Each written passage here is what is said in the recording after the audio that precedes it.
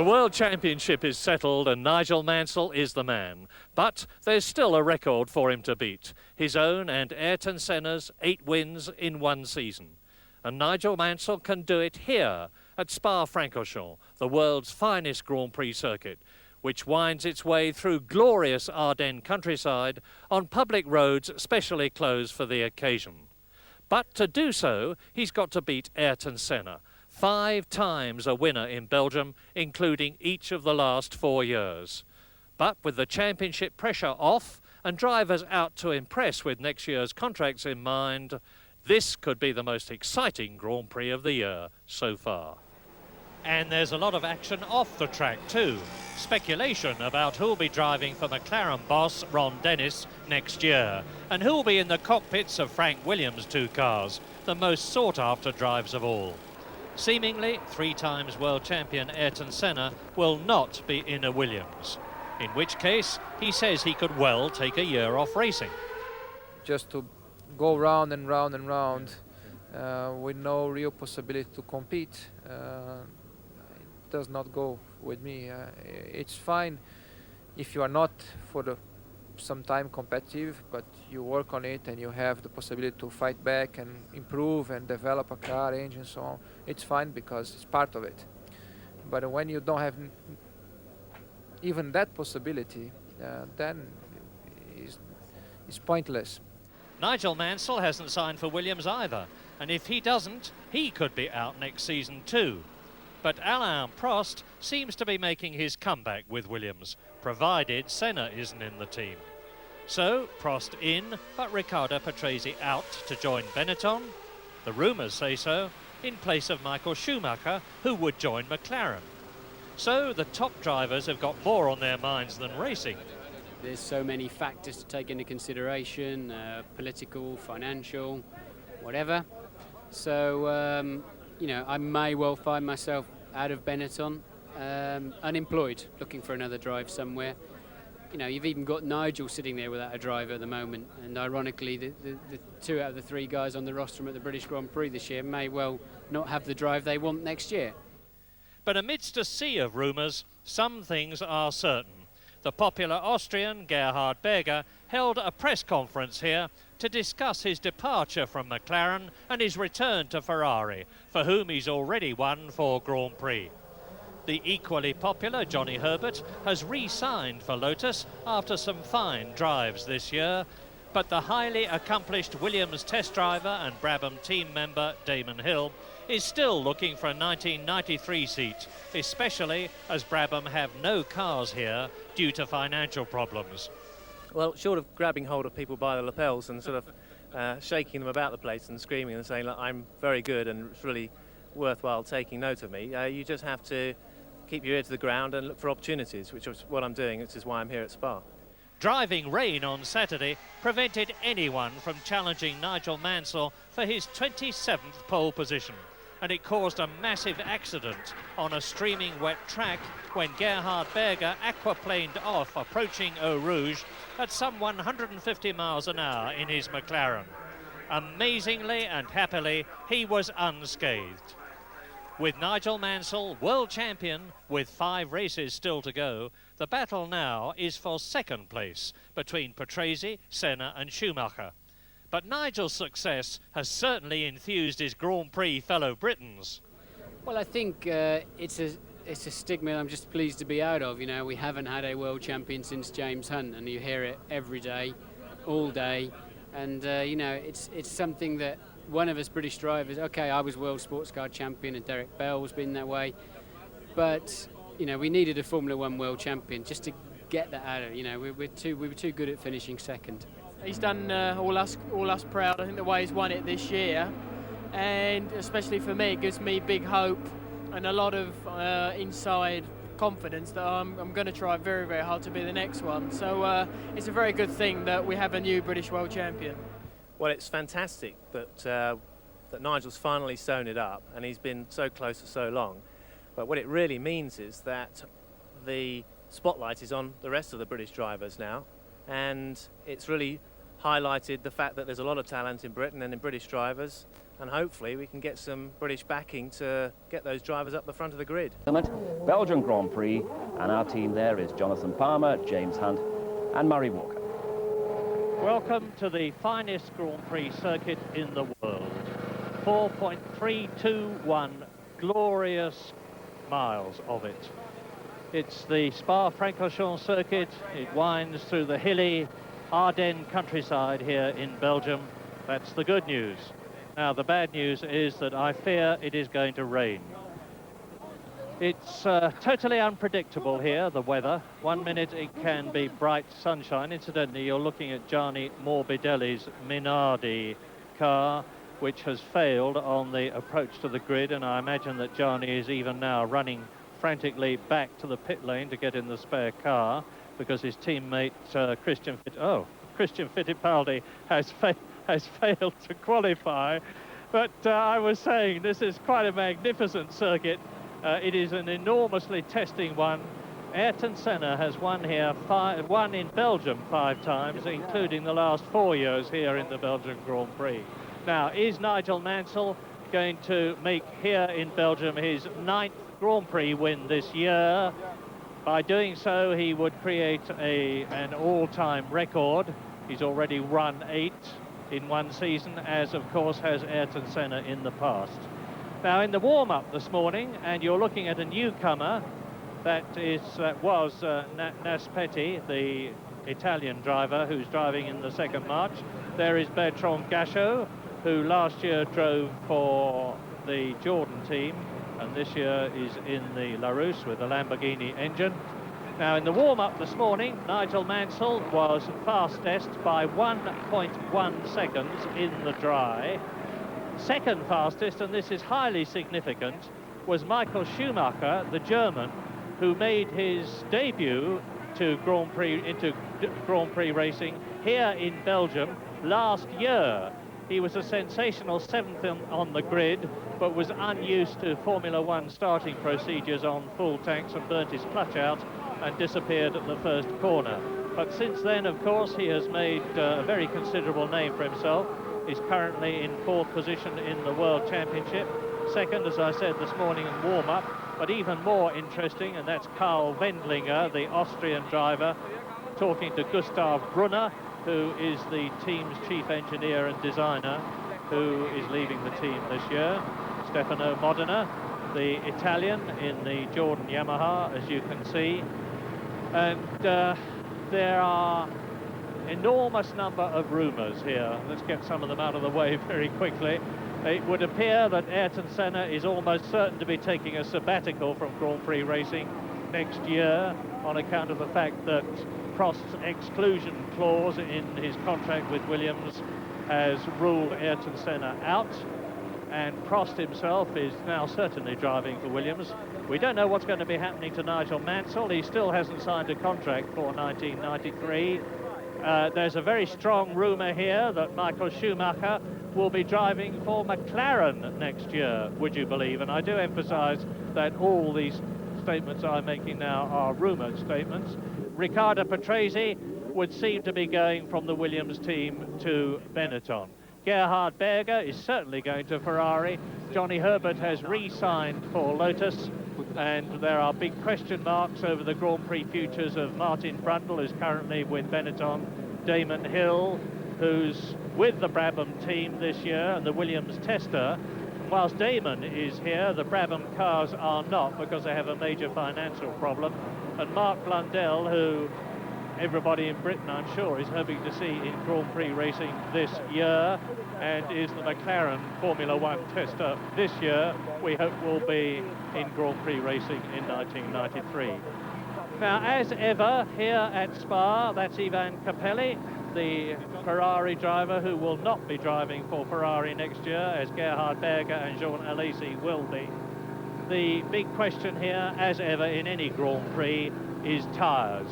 If the roads stay dry, it would seem that most of the competitors would be on the Goodyear C compound, which is likely to mean that they are going to have to make a pit stop. If the weather is wet, well, anything could happen. And I remind you, those of you who are familiar with the rules, and I'll tell those of you who aren't, that if it is wet and the race has gone more than 75% of the distance, that's 33 laps, because it's a 44-lap race, that's Johnny Herbert, the race would be declared finished at that point. Peter Wright on the right, the Lotus aerodynamicist. So what are the prospects today? Well, obviously, Nigel Mansell is maintaining his form. He's lost none of his motivation. And James has said to us many times in the past, there's Martin Brundle, that once you've won a race, you know you can win more. Once you've become world champion, and that's what Nigel Mansell has been striving for in his 13 years of Formula One racing, you know you can do it again. Nigel was second 3 times. Now he's achieved his life's ambition. What he wants to do now is to go on and win here, or in Italy, or in Portugal, or in Japan, or at the last Grand Prix of the year in Australia, and achieve that record of 9 wins in one season. It's my guess that he'll do that and a lot more. Thierry Boutsen, the Belgian, in his home Grand Prix, as is Eric van der Poel. Boutsen topping up his fluid level because the drivers lose an enormous amount of fluid during a race. Even on a quite chilly day like it is today, there's a very strong breeze blowing. And Gerhard Berger, it is miraculous that the popular Austrian who will be driving for Ferrari next year is in this race, because yesterday he had an absolutely monumental crash after he'd left the La Source hairpin and was plunging down the hill towards the famous Eau Rouge circuit. Alain Prost, next year's Williams driver, with his ex-Ferrari teammate Jean Alesi, who's now going to his car. But I was telling you that Berger, on a streaming wet road, lost control of the McLaren when it aquaplaned on the water, slammed into the barrier on the left, slammed into the barrier on the right, slammed into the barrier on the left again. His car rear burst into flames, and Gerhard calmly undid the safety belt and stepped out. Professor Sid Watkins examined him, as is always done when a driver has a problem of that kind, passed him fit for racing today. The McLaren mechanics used the same chassis, the same carbon fibre tub as the one that Gerhard had crashed in to rebuild a car, and that is Michael Schumacher, who starts 3rd on the grid, 2nd fastest in the warm-up this morning. A dark horse here for his first ever Grand Prix victory, and Schumacher has already this year had 2 second places, 3 third places, 3 fourth places, and he's failed to finish 3 times. There is the 1991 world champion Ayrton Senna, who has lost his crown to Nigel Mansell for 1992, and who told me yesterday that it is true that I will not be driving in Formula One next year, brackets, unless something happens to enable me to drive, because in Formula One things can happen that nobody expected. So Ayrton Senna sitting there, and the umbrella is up because I fear it is probably starting to spit with rain shortly. There is the 1992 world champion, Nigel Mansell. 8 wins already this year. As I said, he tends to make it 9 here today. Yes, and we've just got the first spots of rain on our commentary box window here, and it's a worrying weather forecast in that there is a bad weather front coming this way. Nobody can tell us exactly what time it will arrive, but apparently it's a storm front and it's due sometime this afternoon. So, and the weather has certainly, from a sunny start this morning, steadily declined, and I can see rain coming down. Not enough at the moment to wet the track, but you can see brollies up everywhere now. And well, I'm looking at the clouds. We are facing the general direction of the weather, but we can't see very far because we've got some very tall trees only 50 yards in front of us, and the rain is getting steadily harder. Now, Jonathan, I know, has been checking out tyres for us, as usual. Jonathan, can you tell us what the state of play is on compounds and the full tyre story, please, assuming that it's dry? Well, I think that's the main issue, James. In terms of the compound, that's really pretty straightforward if it's going to be dry. Everybody's going to run the softer C compound tyre, with the exception possibly of Schumacher, who once again might take the harder B, but Benetton have been very coy about that at the moment, so we're not too sure. But the teams have got just now another 3 minutes. They've got until the 5-minute board to decide whether they're going to start on wet tyres or dry tyres, and the rain is building up. The spots are increasing in density. The clouds are coming and they do look pretty black. Local man Thierry Boutsen reckons there's rain between 2 and 3, so I think we're in for an exciting race. Yes, and of course one of the complications of this circuit is that it's been quite a long lap, and the weather amongst these rolling hills and all the wooded countryside, the weather is very local indeed, and it's most common to get rain on one part of the circuit before another, and that really complicates the decision for drivers, because the FISA have made it clear that they are not stopping the race for people to come in for rain tyres. They will come in under their own steam at a time of their own choosing, unless there's a serious deluge and the cars are off all over the place, and it's patently dangerous. And in fact, in those circumstances, they would normally send out the safety car unless there are cars off and the circuit is blocked. Then they will stop the race. So, all things being equal, if the rain arrives at least reasonably progressively, drivers will make their own decision. And the problem is, you get one side of the track wet and the rest of the track dry, whether to come in then, because it can come down pretty hard.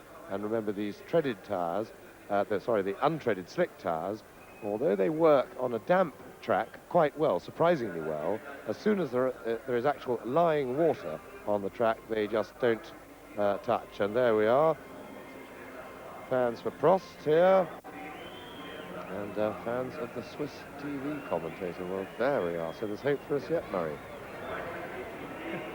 Yes.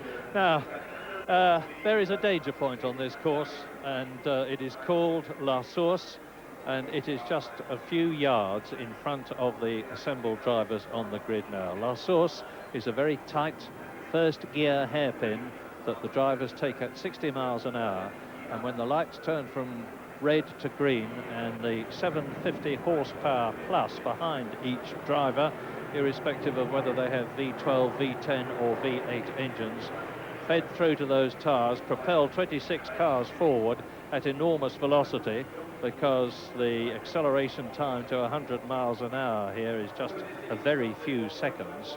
And so that all those 26 cars bear down on that right-hand hairpin, which is just in front of pole position man, red 5, Nigel Mansell, on the rest of your screen.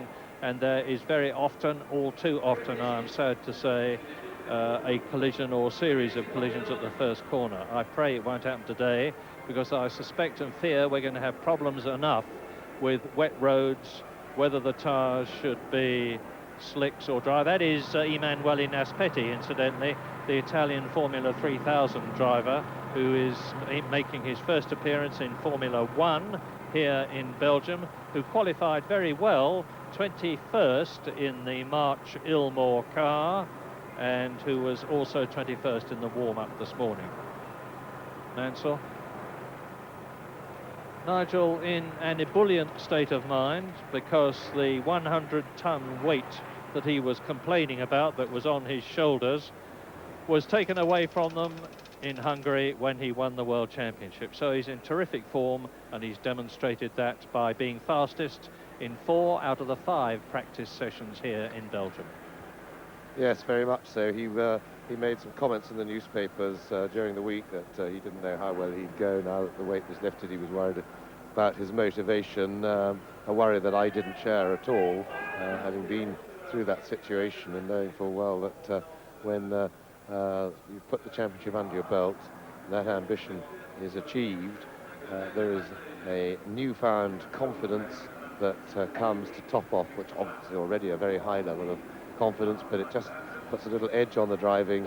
Winning is extremely addictive, and the motivation comes even stronger, and Mansell showed that on Friday in the dry qualifying, when he really flew on his second run, on his second set of tyres. And I spoke to him yesterday, and he confirmed very much those feelings, that he felt on top of the world and really on top of his driving and was really enjoying himself. And a man who's driving well and enjoying it is a better driver than a driver who's under pressure and has got a difficult and worrying job to do.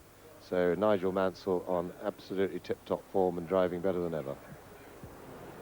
That is Roland Bruggerida, the clerk of the course. And there's a lot of apprehension down here on the grid. They're preoccupied with the weather, but McLaren and Williams have increased the downforce levels on Nigel Mansell's car and on Ayrton Senna's McLaren, and this will give them more grip in anticipation of the more slippery, wet conditions, but of course it will slow them down a little on the straight, and I think McLaren have taken a gamble by putting up Senna's downforce level, but leaving Berger's where it was. And a good view of the raindrops on the lens from the heli-telly.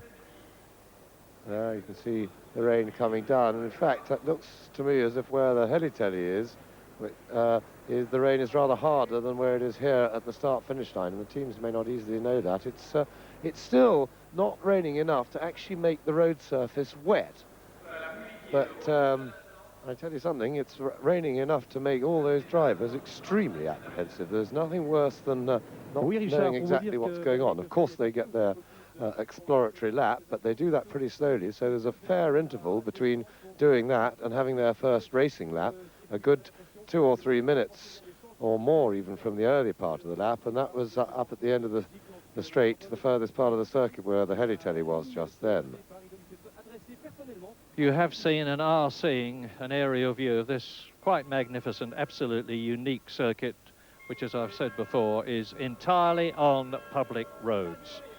Adelaide is, of course, in Australia, but it's a different type of circuit to this. This is a genuine out-in-the-country road circuit, and the speeds vary from 60 miles an hour at the La Source hairpin up to 195 miles an hour on the approach to Les Combes, and those two places, La Source, the hairpin, Les Combes, the right and left hander at the top of the hill. You can see for yourselves that wind now are separated by extremes of 60 and 195 miles an hour.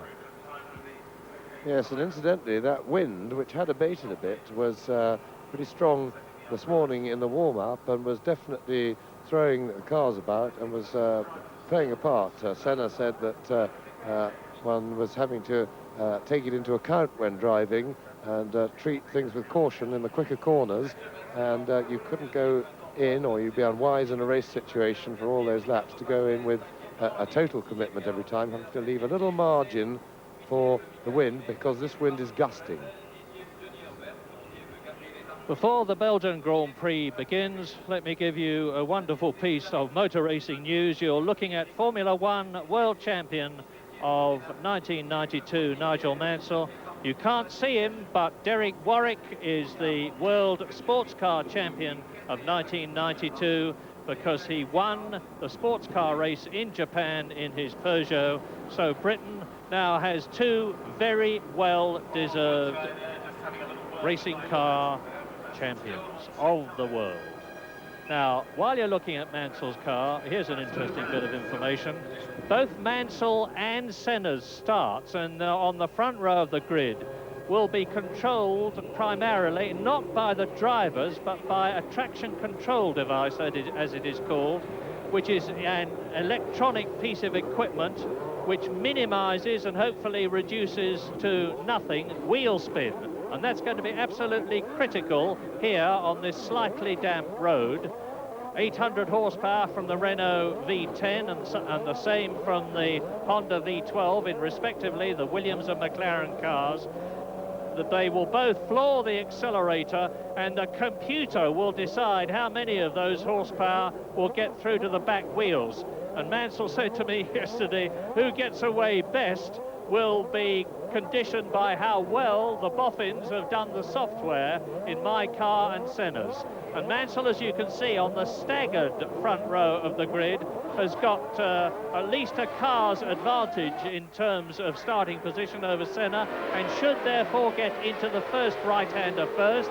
Now, this is the hairpin I was telling you about, La Source, and it's from here that they build up speed to 150 miles an hour to the incredible Eau Rouge. And La Source hairpin that we've just seen the leaders come round, is very often the scene, it's extremely narrow, the scene of some argy-bargy at the start. Last year, Michael Schumacher in his debut got tangled up quite near the front of the field on the very first run down to that corner from the green light. And in fact, yesterday, in the Formula 3000 race, we had quite a lot of fun and games there because it rained slightly, as it continues to do here. And still not enough to really wet the track, or not at this part of the circuit, but still spitting in a way that is alarming for the drivers. They can see that the road is dry, but they get the spots of rain on their visors, and they're very aware of that.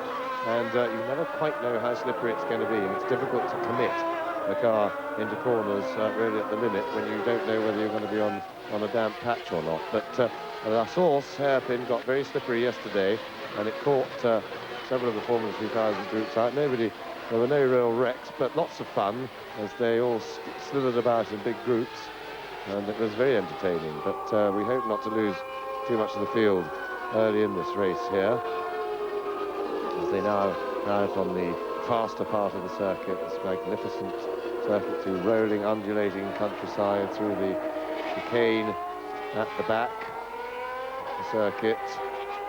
And third gear chicane, very quick.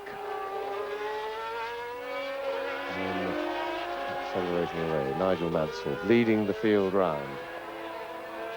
Rightfully and justifiably very proud of his new status as world champion, and proudly leading the field round with yet another pole position, and incidentally going for another new record today, because if he wins today, that will be his 9th win of the season, which is the highest any driver will have ever achieved in one season. And of course, if he does that, Williams' team will, I think, clinch the constructors' title today, irrespective. And that's where the marks there on the side curb are where Eric Comas had a huge accident in practice, which he's not seriously hurt, but injured him enough to be resting today and recovering. And now into the bus stop wiggle wiggle chicane, another scene of some pretty slippery braking areas when if the rain does come down and dampen the track. And then they accelerate away, and the leaders now will be taking up their positions on the grid. And eyes down for that first hairpin. Let's hope that they all get through, all 26 of them, without any problems. There have been so many in the past. There's Martini, Bertrand Gachot, Carl Wendlinger goes through in the march, followed by Naspetti. Nigel Mansell, pole position on the left for the 27th time in his career. Ayrton Senna is to his right as you look at him, the man who's had 61 pole positions. And as you can see, the start is on a curve. Some of the cars line up almost out of sight of the lights. That's the man with the green flag that you can see, who is going to dart out when Katayama is in position, and he is. So it's ready to go. 44 laps. Are they all going to get round? Mansell gets away beautifully. And there's somebody stuck. It looks like Gerhard Berger. It is. Gerhard Berger has fluffed the start. Something's happened to him. He's in trouble already today, and he was in dreadful trouble yesterday, but got away, and he's out of the Belgian Grand Prix as the race started. Ayrton Senna through Eau Rouge. Now the climb up towards Kemmel.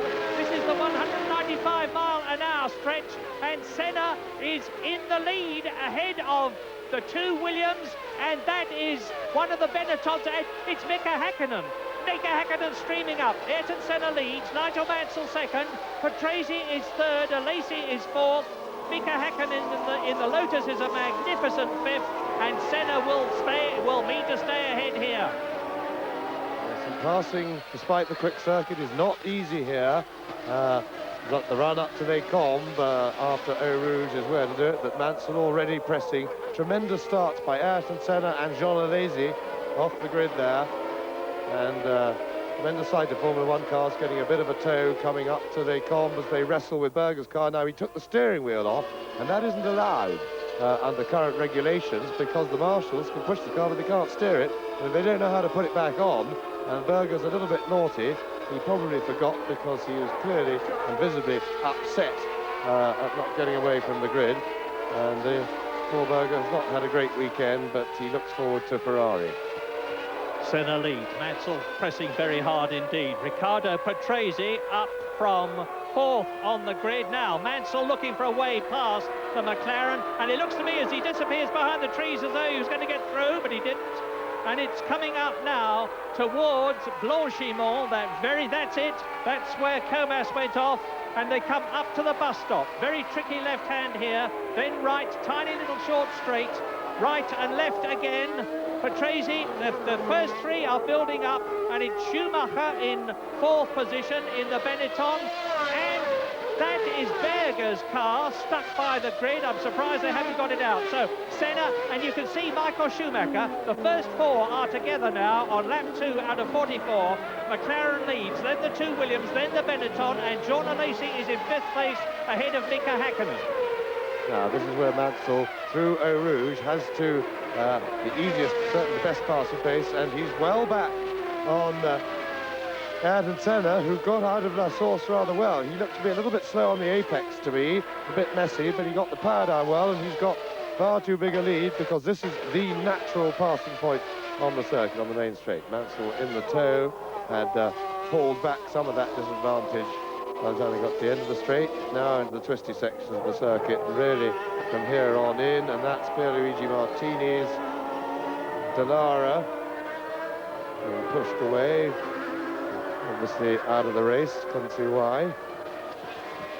2 retirements already then. Gerhard Berger as the race began, Pierluigi Martini. And the rain is really starting to come down here. There's Berger's car being pushed away, but we're at the start-finish line, and this, if it persists, is enough to make the track damp and slippery. It's I'm looking at it now, and it's not yet,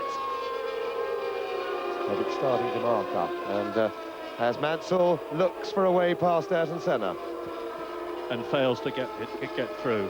So Senna is a master at keeping people behind him. It's more difficult to do here in Belgium than it is, for instance, in Hungary. And there's Olivier Griard. That's the 3rd retirement. The Frenchman sitting on the cockpit of the car, I don't know why. 3 out of 26 have retired, and we are now on the 2nd lap out of 44, and Mansell going for it. Now he challenges. Is he through at the bus stop? Yes, yes, Mansell is absolutely together. They're coming down to the left-hander now. Mansell leads, Senna 2nd, Patrese 3rd. and you could see the spray on the tyres there. They were lifting on the straight because water is lying on the track as Patrese comes inside Ayrton Senna, and he makes it through as well. Now, this is tiptoe stuff, because the track was most definitely wet coming up the hill back towards the start-finish line, and over the line they go, and Senna taking this very cautiously. He's well experienced now. No heroics for him. He means to finish this race, and the Williamses, with their active suspension, have shown their superiority in the wet is at least as great as that in the dry, and they look comfortable. Yes, Williams first, Williams second. Senna, McLaren is in third position. Schumacher fourth is pushing him. Lacey is fifth. Häkkinen is still in sixth position. Martin Brundle is seventh. Boutsen is eighth in the Ligier. Capelli is ninth. Herbert is 10th. Tarquini is 11th. And Andrea de Cesaris in the Tyrrell is in 12th position. That is Schumacher. We are on lap 3 out of 44. Mansell, Patrese, bit of a gap developing. And Schumacher means to have that third position of Senna. He's seen the Williams go by, and Patrese is attacking Mansell. The rain is getting harder, and it'll be interesting to see who goes for tyres this lap. I would suspect that the sensible ones will go for tyres. It's a long lap here, and Schumacher, I would expect to be very keen to attack Senna. This is where, and I would expect Senna to use his experience to take discretion as the better part of valour and let Schumacher go. He's tangled with him a couple of times this season. Schumacher having a look, and the circuit looks quite dry there, but it's coming back towards we are. A difficult decision, but there was enough rain here, I would have thought, to be thinking about putting wets on. Well, Michael Schumacher was absolutely awesome in the wet yesterday. He was going through the Blanchimont section without even lifting, and he was the only one who was doing that. He is absolutely fearless.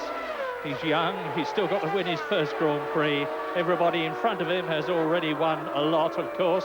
Nigel Mansell, Riccardo Patrese and Senna. And the two Williams are indisputably pulling away from Senna's McLaren now.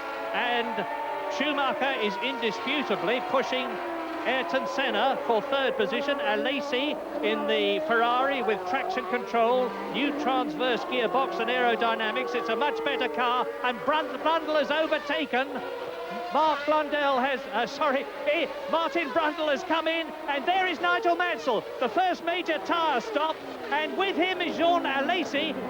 Now, this is going to make the race furiously complicated and difficult to follow, but Mansell has undoubtedly done a very sensible thing, because he can come out now on the heavily treaded wet tyres.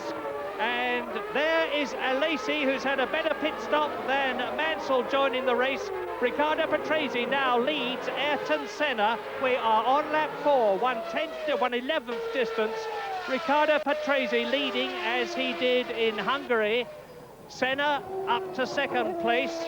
Mansell will be starting his charge, and Nigel Mansell rejoined in about 8th place.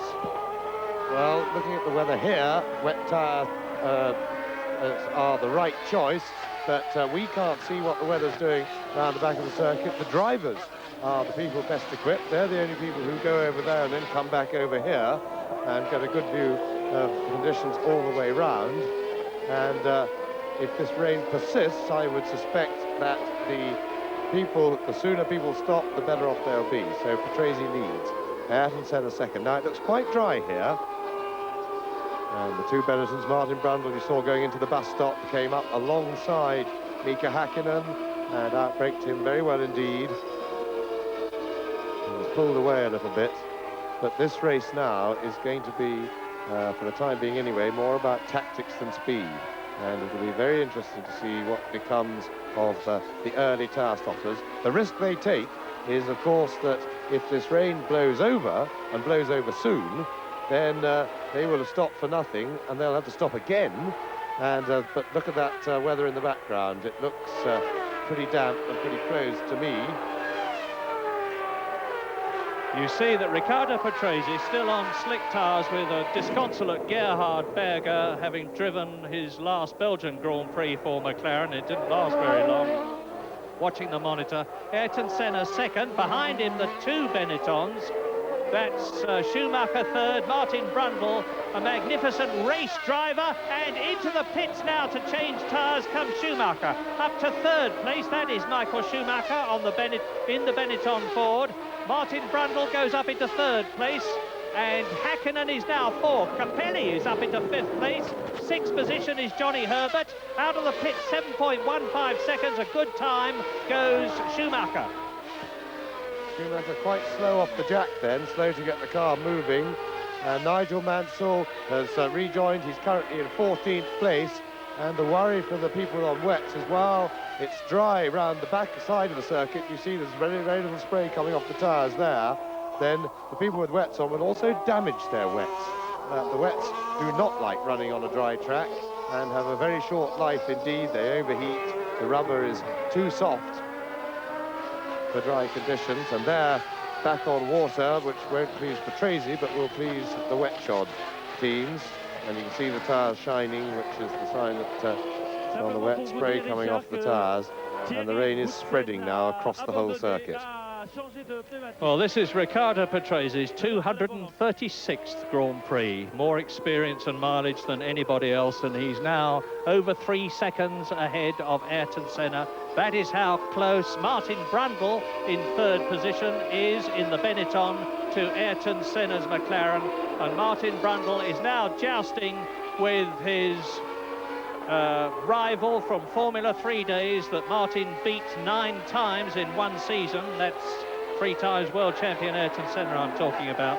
And so 3 different makes of car and engines in the first 3 places. Patrese striding away, driving absolutely magnificently.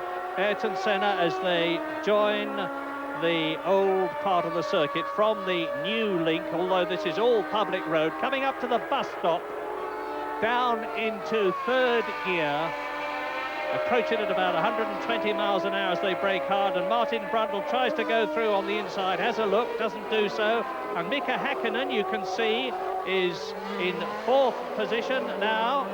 Brundle 3rd, Häkkinen in the Lotus, who has had an absolutely superb season, having had 2 4th places already. And Brundle's gone for the pits. He peeled off there, and well, the rain had abated for a moment, but it's now coming down again. It's a really difficult decision. All I can say is I'm jolly glad I'm not in one of these cars right now, because from what I can see here as we follow the cars around the circuit, it's a really difficult decision. Nigel Mansell has moved up to 10th place, and so he's made progress on his wets. We would expect that even if he was on dries through the midfield. And Jonathan Palmer has Gerhard Berger in the pits. I've got such awful interference, I cannot... Yeah, well, you heard what Jonathan Palmer said, and there's a change there as they go up towards Kemmel and Les Combes.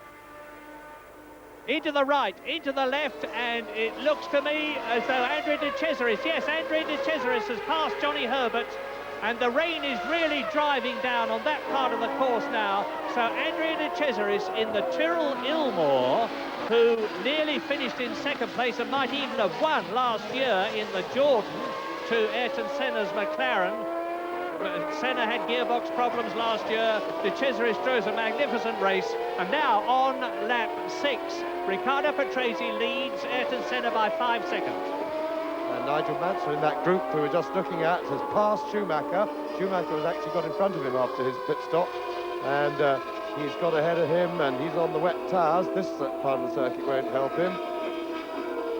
And Lacey, also the early changer, also on wets. And there is De Cesaris. So, oh, it's all exciting stuff. Just Schumacher and Mansell. Now, remember, wet tyres. They get into the wetter part of the circuit.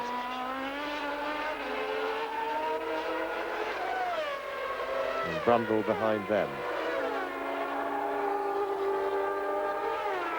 So there is a Lacey, here is Nigel Mansell, and behind him is the Benetton, and we are now, or rather the race leader, Riccardo Patrese, is into the pits to change his tyres. So Ayrton Senna will take the lead. It's all changing at the front all the time. It's a fascinating race already, and Riccardo Patrese seems to be taking a long pit stop. So it is Senna now in the lead. Capelli has gone well indeed. Johnny Herbert is in 3rd position, and Nigel Mansell runs wide. Yes, the track is all widened there. Now this is the battle that, if they stay on wets, could well be for the lead as everybody makes their change, and Mansell going past Riccardo Patrese, who's feeling his way out on fresh wets there. And so the wet-tired race lead is currently held by Jean Alesi as he chases Johnny Herbert, who's still on dries. And that was Eric van der Poel in the pits. Here is Nigel Mansell storming his way through the field, and that's the footwork of Aguri Suzuki at La Source. He's either just come out on wets or is still on slick tyres. I frankly don't know which. But meantime, Nigel Mansell is bearing down in 6th position on the Ferrari of Jean Alesi in 5th position, with Patrese having got into the pits. Here is Aguri Suzuki spinning. This is a replay. You can see how easy it is as you go to that acute right-hand hairpin to lose the rear end of the car. We're on lap 7 now out of 44. Senna leading. Capelli, who of course has not changed tyres in the Ferrari, is higher than a Ferrari has been for a long time. 2nd place. Johnny Herbert up there now. And there is Nigel Mansell behind the Lotus and the Ferrari. And still the rain will not make up his mind.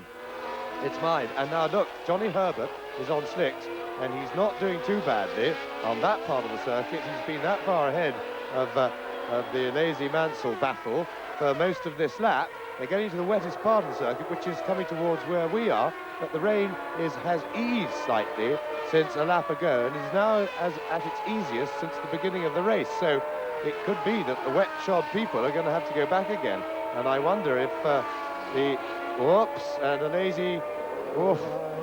Well, Lazy's got better grip there to keep out of the way, but he's doing well in this race. It'd be a mistake. And Herbert has gone for wets, and I'm not sure that that is any more a good decision. It'll be interesting to see if Senna went through.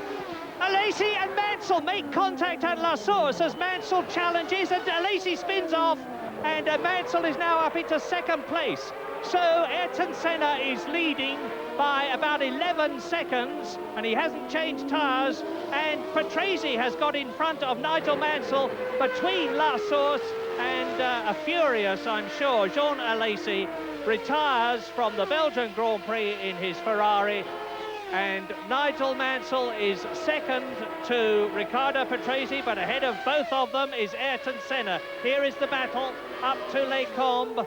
Mansell in third position. Behind him is Johnny Herbert. Now, this is a replay of Mansell and Alesi at La Source.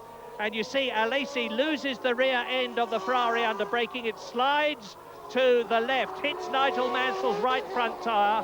I hope it hasn't bent the suspension. Jonathan Palmer may be able to find out for us from the Williams pit. But now Ayrton Senna is in a strong position, particularly if the rain eases off. But remember, this man is a genius on slick tyres. He's proved it in the past. He'll do it again today. And still, the rain is doing neither one thing nor the other. It's just very light drizzle. There's plenty of wind to blow it away. The circuit will dry quickly if that's the case.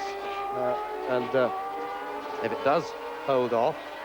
And in the meantime, the incident there with Mansell and Alesi, really, Nigel Mansell, maybe unwittingly because he was on maximum braking anyway, by getting alongside Alesi on the outside, really put himself in the position to get hit there.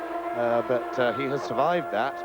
We don't know, of course, as Murray rightly said, whether there's been any damage to the front suspension. I suspect not. They're pretty strong on the front end, and by the way he's now pursuing Riccardo Patrese, I suspect not. But the Williams pit will probably know from their telemetry, be able to tell if there is any suspension damage. The Benetton's right up there, hounding the two Williamses, all on wet tyres, remember.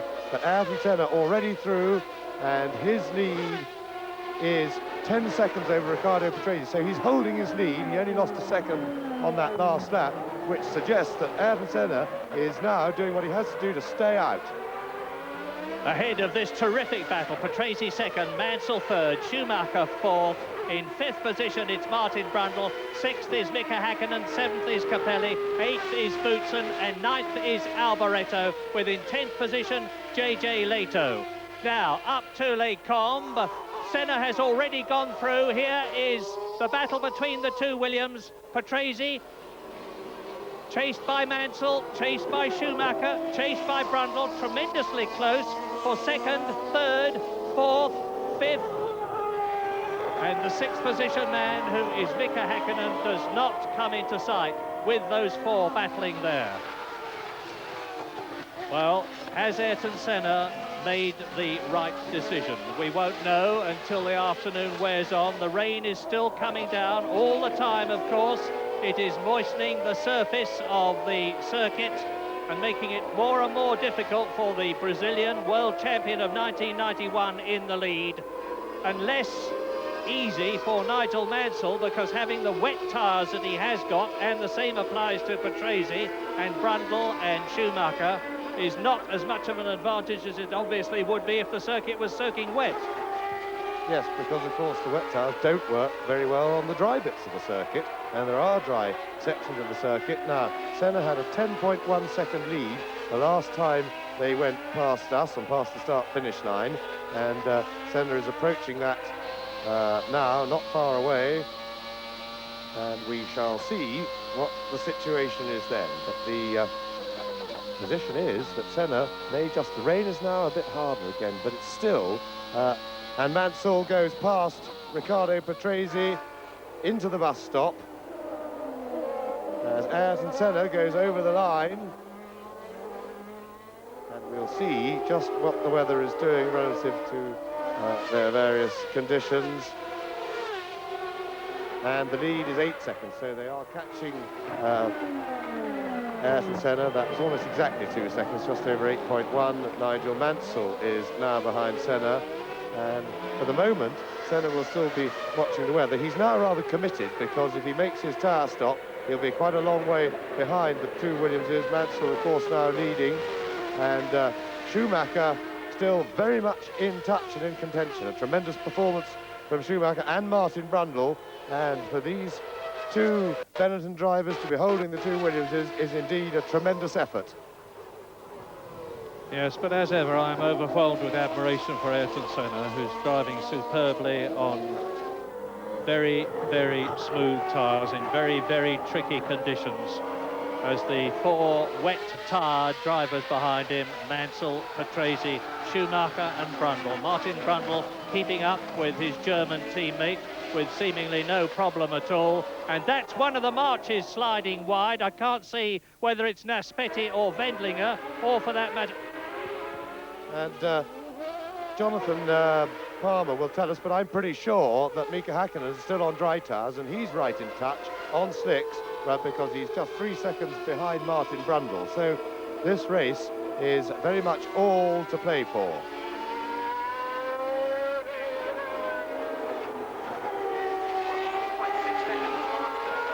And still, the rain is coming a little bit harder now at the start-finish area, but still not giving us a commitment one way or the other. And this is a fascinating race, because we've got dry tyres and slick tyres proving to be just very nearly equal. And remember that if the wet weather tired people catch Ayrton Senna, as Mansell has done a great deal, you can see him there. Now the gap down to probably under 5 seconds, and we'll get a time for you as they cross the line. Senna goes over the line, and quite frankly, though, if the rain is going to decide to stop, the ball will be back in Senna's court, and the lead 5.032 seconds.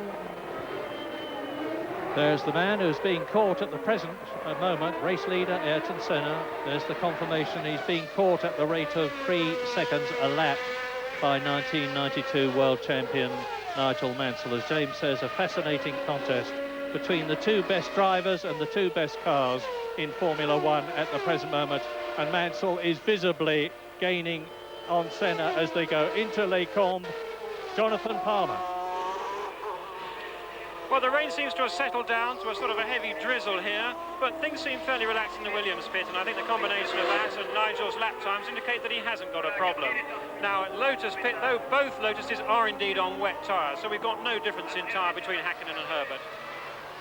Right, thank you, Jonathan. I hadn't noticed Hakkinen go into his tyres, but interestingly, there is a significant difference now, because I thought it was a lot wetter on the straight from Eau Rouge up to Les Combes, but Senna came along there with the Williamses in pursuit, and that is beginning to augur badly for Ayrton Senna, because if it does persist as drizzling at this rate, and it's quite a significant drizzle now here at the start-finish line, then Senna is going to have to change tyres soon.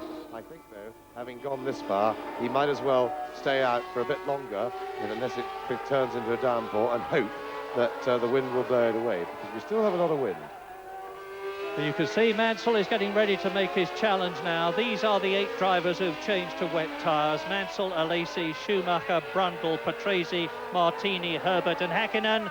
And the lead is surely about to change on lap 11, coming up to the end of it, as Senna and Mansell go together into Blanchimont, followed by the Williams of Riccardo Patrese, and Mansell's got the superior grip and drives past Senna, who has to give way at the bus stop.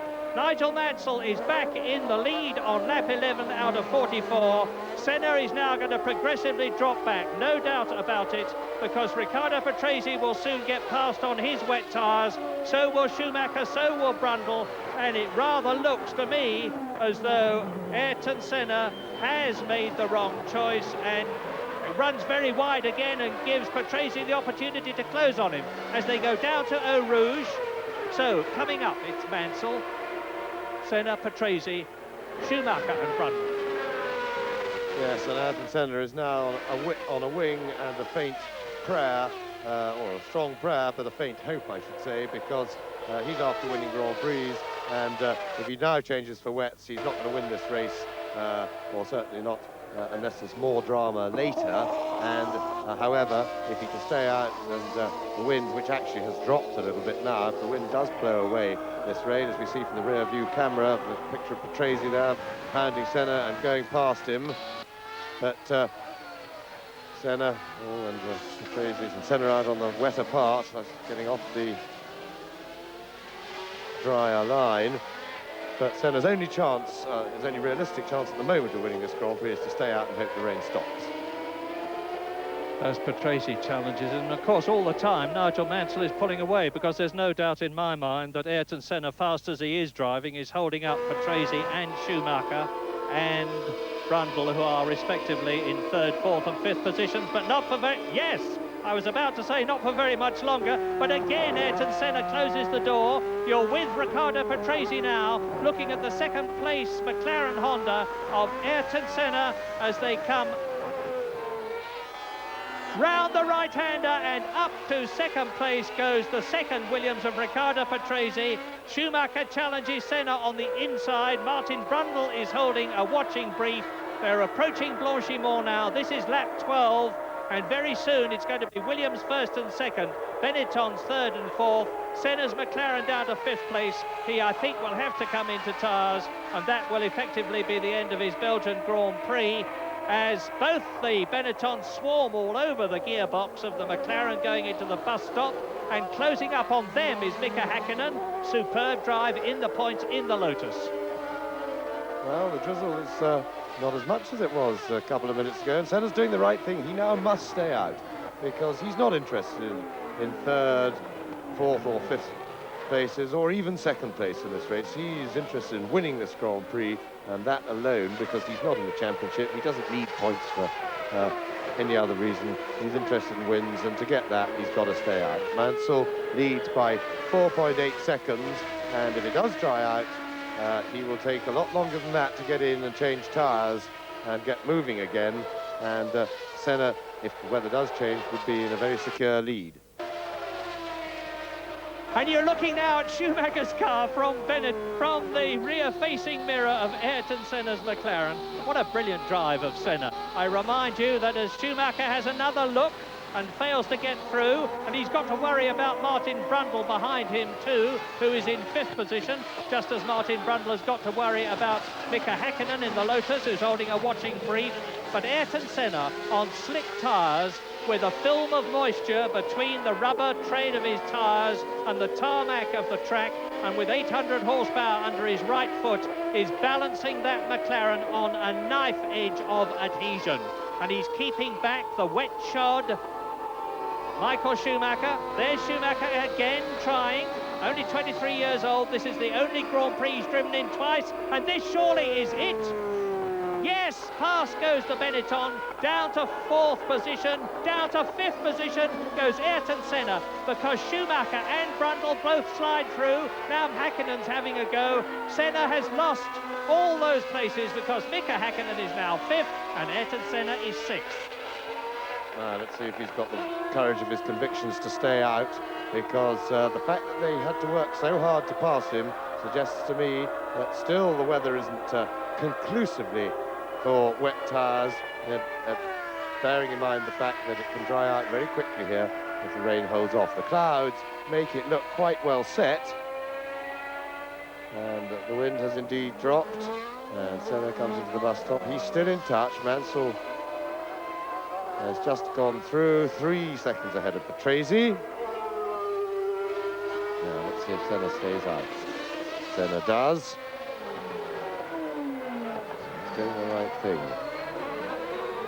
We're with him now, Ayrton Senna, world champion 3 times, including 1991. He's making a massive gamble. He's got very little to lose, because he is now down to 6th position, only on 1 World Championship point, which won't interest him in the least anyway, because he's in 3rd position and has long since lost the World Championship to Nigel Mansell. He is gambling on this capricious Belgian weather, changing yet again on the wind blowing the clouds away, and there is actually quite a strong breeze.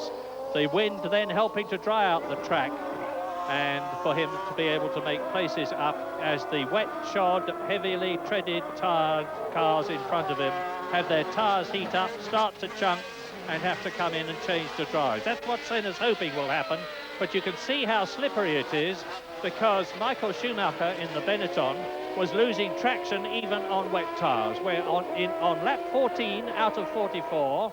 We're with Ayrton Senna now, the only McLaren Honda left in the race, with the immediate retirement at the start of Gerhard Berger. Mansell is leading Patrese, his teammate, by 3 seconds. Patrese is 5 seconds ahead of Schumacher, who's got Martin Brundle right behind him in 4th place, who's got Mika Häkkinen right behind him, well, a second behind him in 5th position. Ayrton Senna is now 3.5 seconds and falling back behind Häkkinen, but a long way ahead of 7th place man Ivan Capelli, so that will explain why Ayrton Senna is staying out there, apart from his hope that the weather will dry out. Boutsen is 8th, Alboreto is 9th. Yes, and Senna is now, well, as they started this lap, some 14 seconds or so behind Nigel Mansell, and that, of course, is getting pretty close for Mansell to be able to get in and out of the pits without changing. Now, if the conditions persist like this for another lap or two, then Mansell will be safe in that a decent tyre change will get him going before Senna comes round. But of course, he's got to make his decision at the right moment, and Senna now is really committed to staying out on dries as long as these half and half conditions. There he goes in. Well, he's finally capitulated, but that leaves him really with a nothing situation, because he can't possibly catch, or he can't really look for a win in this race if it stays wet from here. But I think he did the only thing he could do to try and win a Grand Prix, and I applaud his courage for staying out like that. And I bet my cotton socks that as Ayrton Senna exits the pit lane, we're going to see a real display of driving virtuosity now. He's lost his 6th position to Ivan Capelli in the Ferrari. It's Mansell, Patrese, Schumacher. There he is, Schumacher. Martin Brundle is in 4th position, but dropping back a bit now. Häkkinen is in 5th place. Capelli is 6th. Down to 7th goes Ayrton Senna. But Senna now in the McLaren on wet tyres, with everything to gain, of course, because he's got much better grip, and he will be really putting the hammer down to force on and try and catch and pass progressively Capelli, Häkkinen, Brundle, Schumacher, Patrese and Mansell from his point of view. But there's a long gap now, something like 30 seconds between Mansell in the lead on lap 15 and Ayrton Senna in 7th position.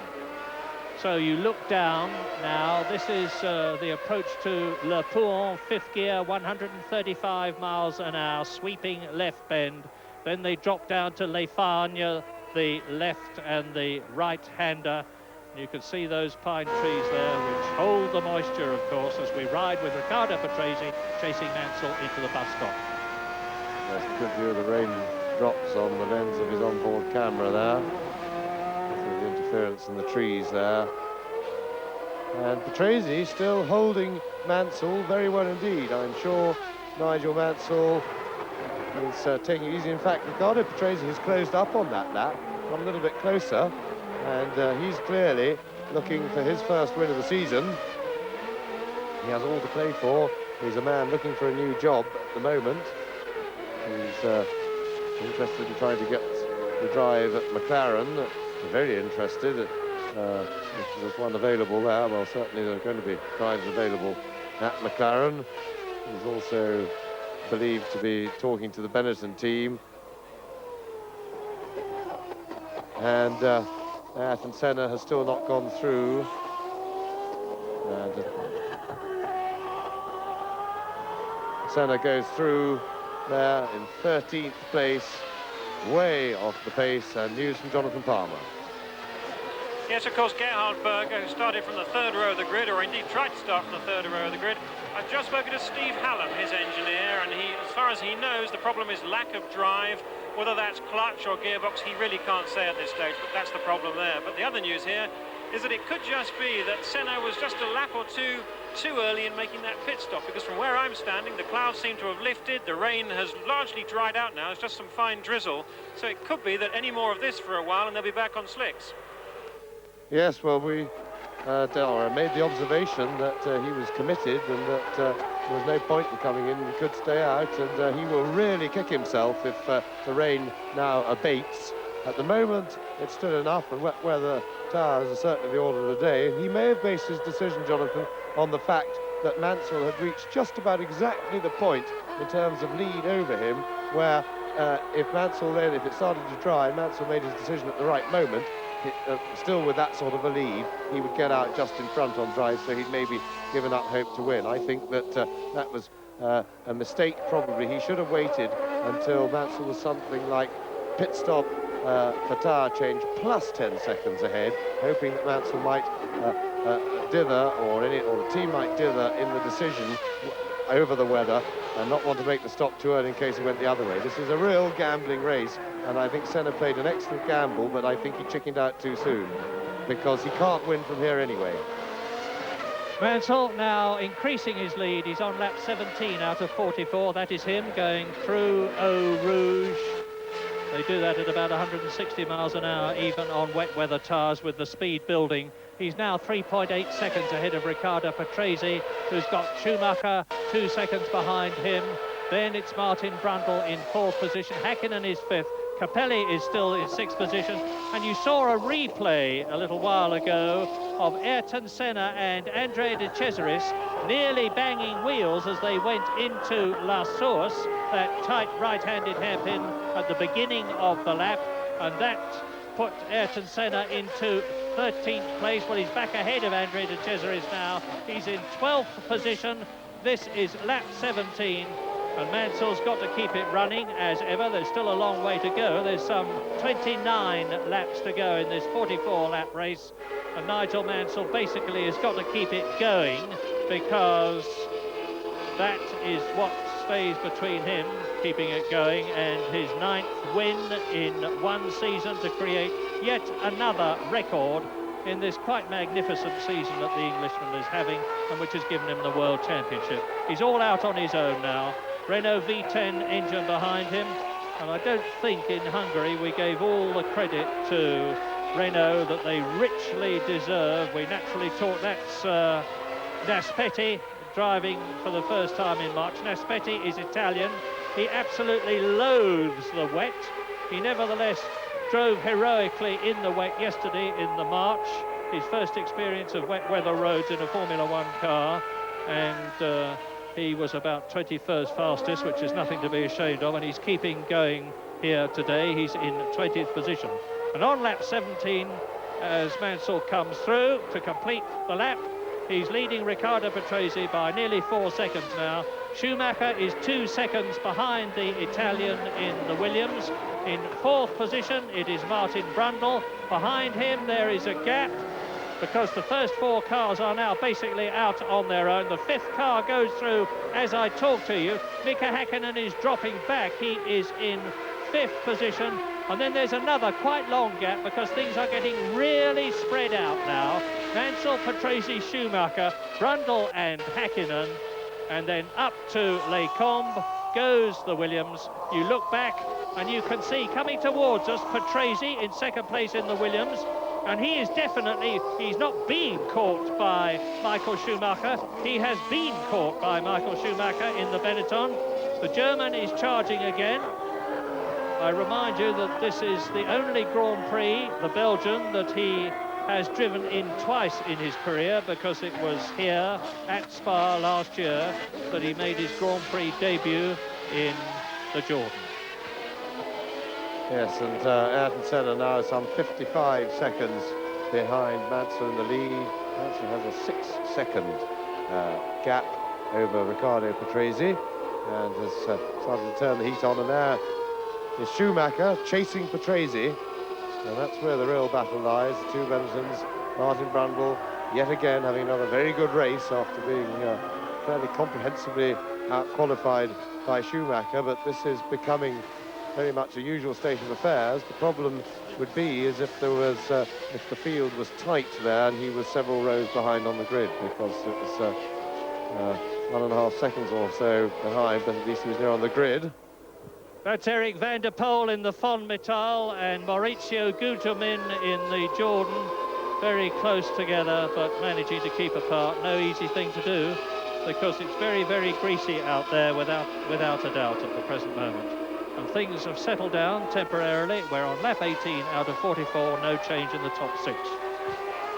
Except that there is less rain here than there has been for quite a long time, but it seems to be just, the drizzle seems to be just sweeping the circuit in gentle waves, and just enough to keep it damp. This circuit also has quite a high wear rate on wet tyres, even when it's fully wet, and at the moment it isn't that. So it could be that in these conditions, even if wet tyres continue to be the order of the day, we may yet get more tactical skills used in when to change worn-out wets for fresh wets. And those that run over on the wet patches, as Patrese goes through, and that may yet be important later in the race. That's the inexperienced Eric van der Poel who's holding things up. I feel very sorry for him, because the Fon Metal team is so pushed for money that they have literally no spare parts. If the drivers break anything, if for instance they hit a nose wing on the curb and break it, there are no replacements, and that naturally inhibits their driving. And van der Poel, being in his home country and having a proper drive in a proper car, which is more than he's had in the past, is naturally being very cautious, a bit too cautious there, because he undoubtedly held people up. This is lap 19 in the Belgian Grand Prix, and Schumacher is seeming not able to do anything effectively about Patrese. I look out of the window at the moment, and although it's drizzly rather than rainy, it is holding off the heavy stuff, and you can see that there's a dry line emerging on the circuit now. This is what Ayrton Senna was hoping for.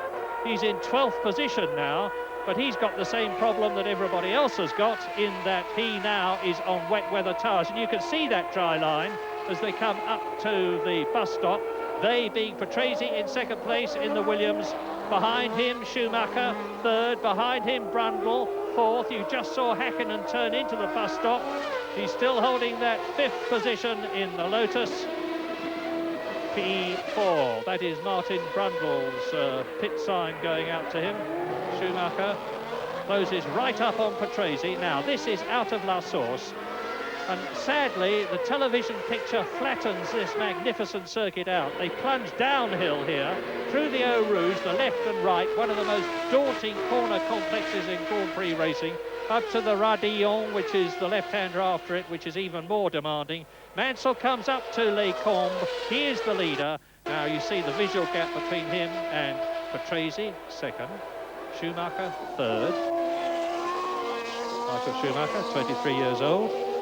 There is the Benetton of Martin Brundle in 4th place, and you may just see, no you didn't, Mika Häkkinen's Lotus in 5th position. Capelli is still 6th, Boutsen is 7th, Capelli in the points then, and the unfortunate Italian, who's had a dreadful 1992, has only finished twice in the points for Ferrari, from which he hoped for so much this year. He's in the points again, 6th place, Boutsen is 7th, Alboreto is 8th, Leto is 9th, Herbert is 10th, Tarquini is 11th, and Senna is 12th. As you look at Michael Schumacher, every Grand Prix I find myself talking about this astounding young man who is only 23 years old, and this is only his 18th Grand Prix.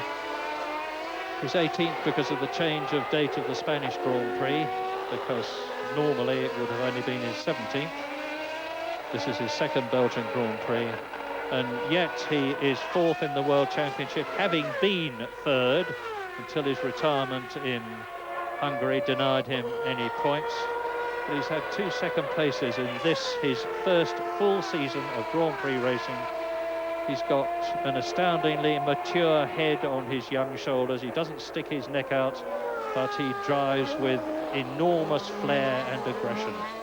And he's got the second place man in sight, that being Riccardo Patrese. And you're looking down now at Le Pouon into Les Fagnes, which is the right and left chicane that they are approaching.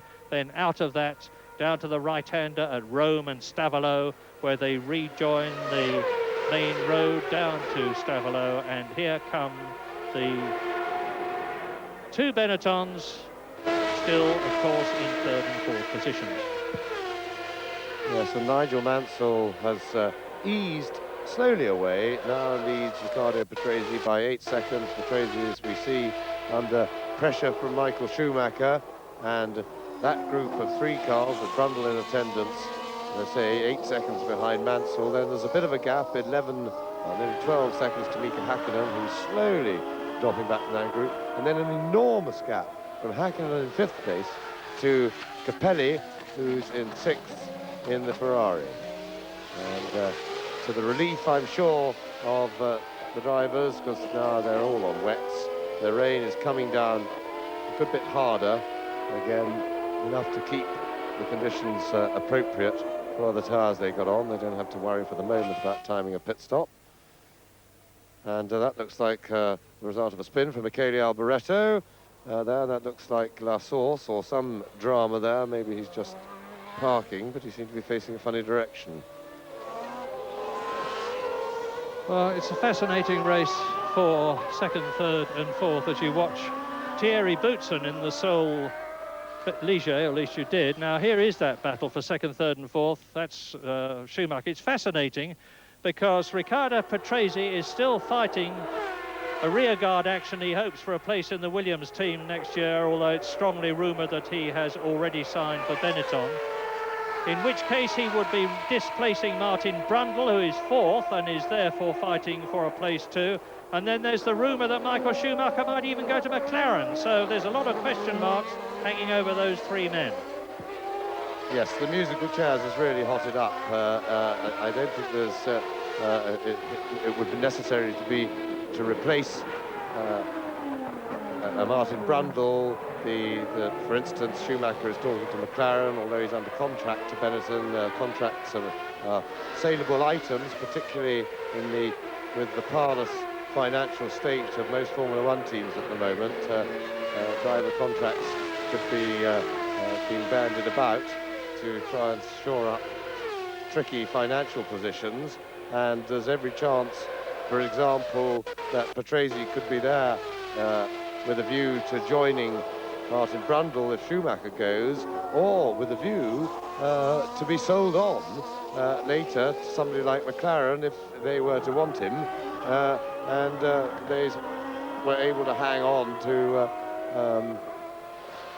for example, all 3 drivers if they had signed Patrese. So it's a real game going on right now, and while the Williams situation remains open, and Senna, although Murray said that Prost is in at Williams, he is, but he's not exactly altogether wanted.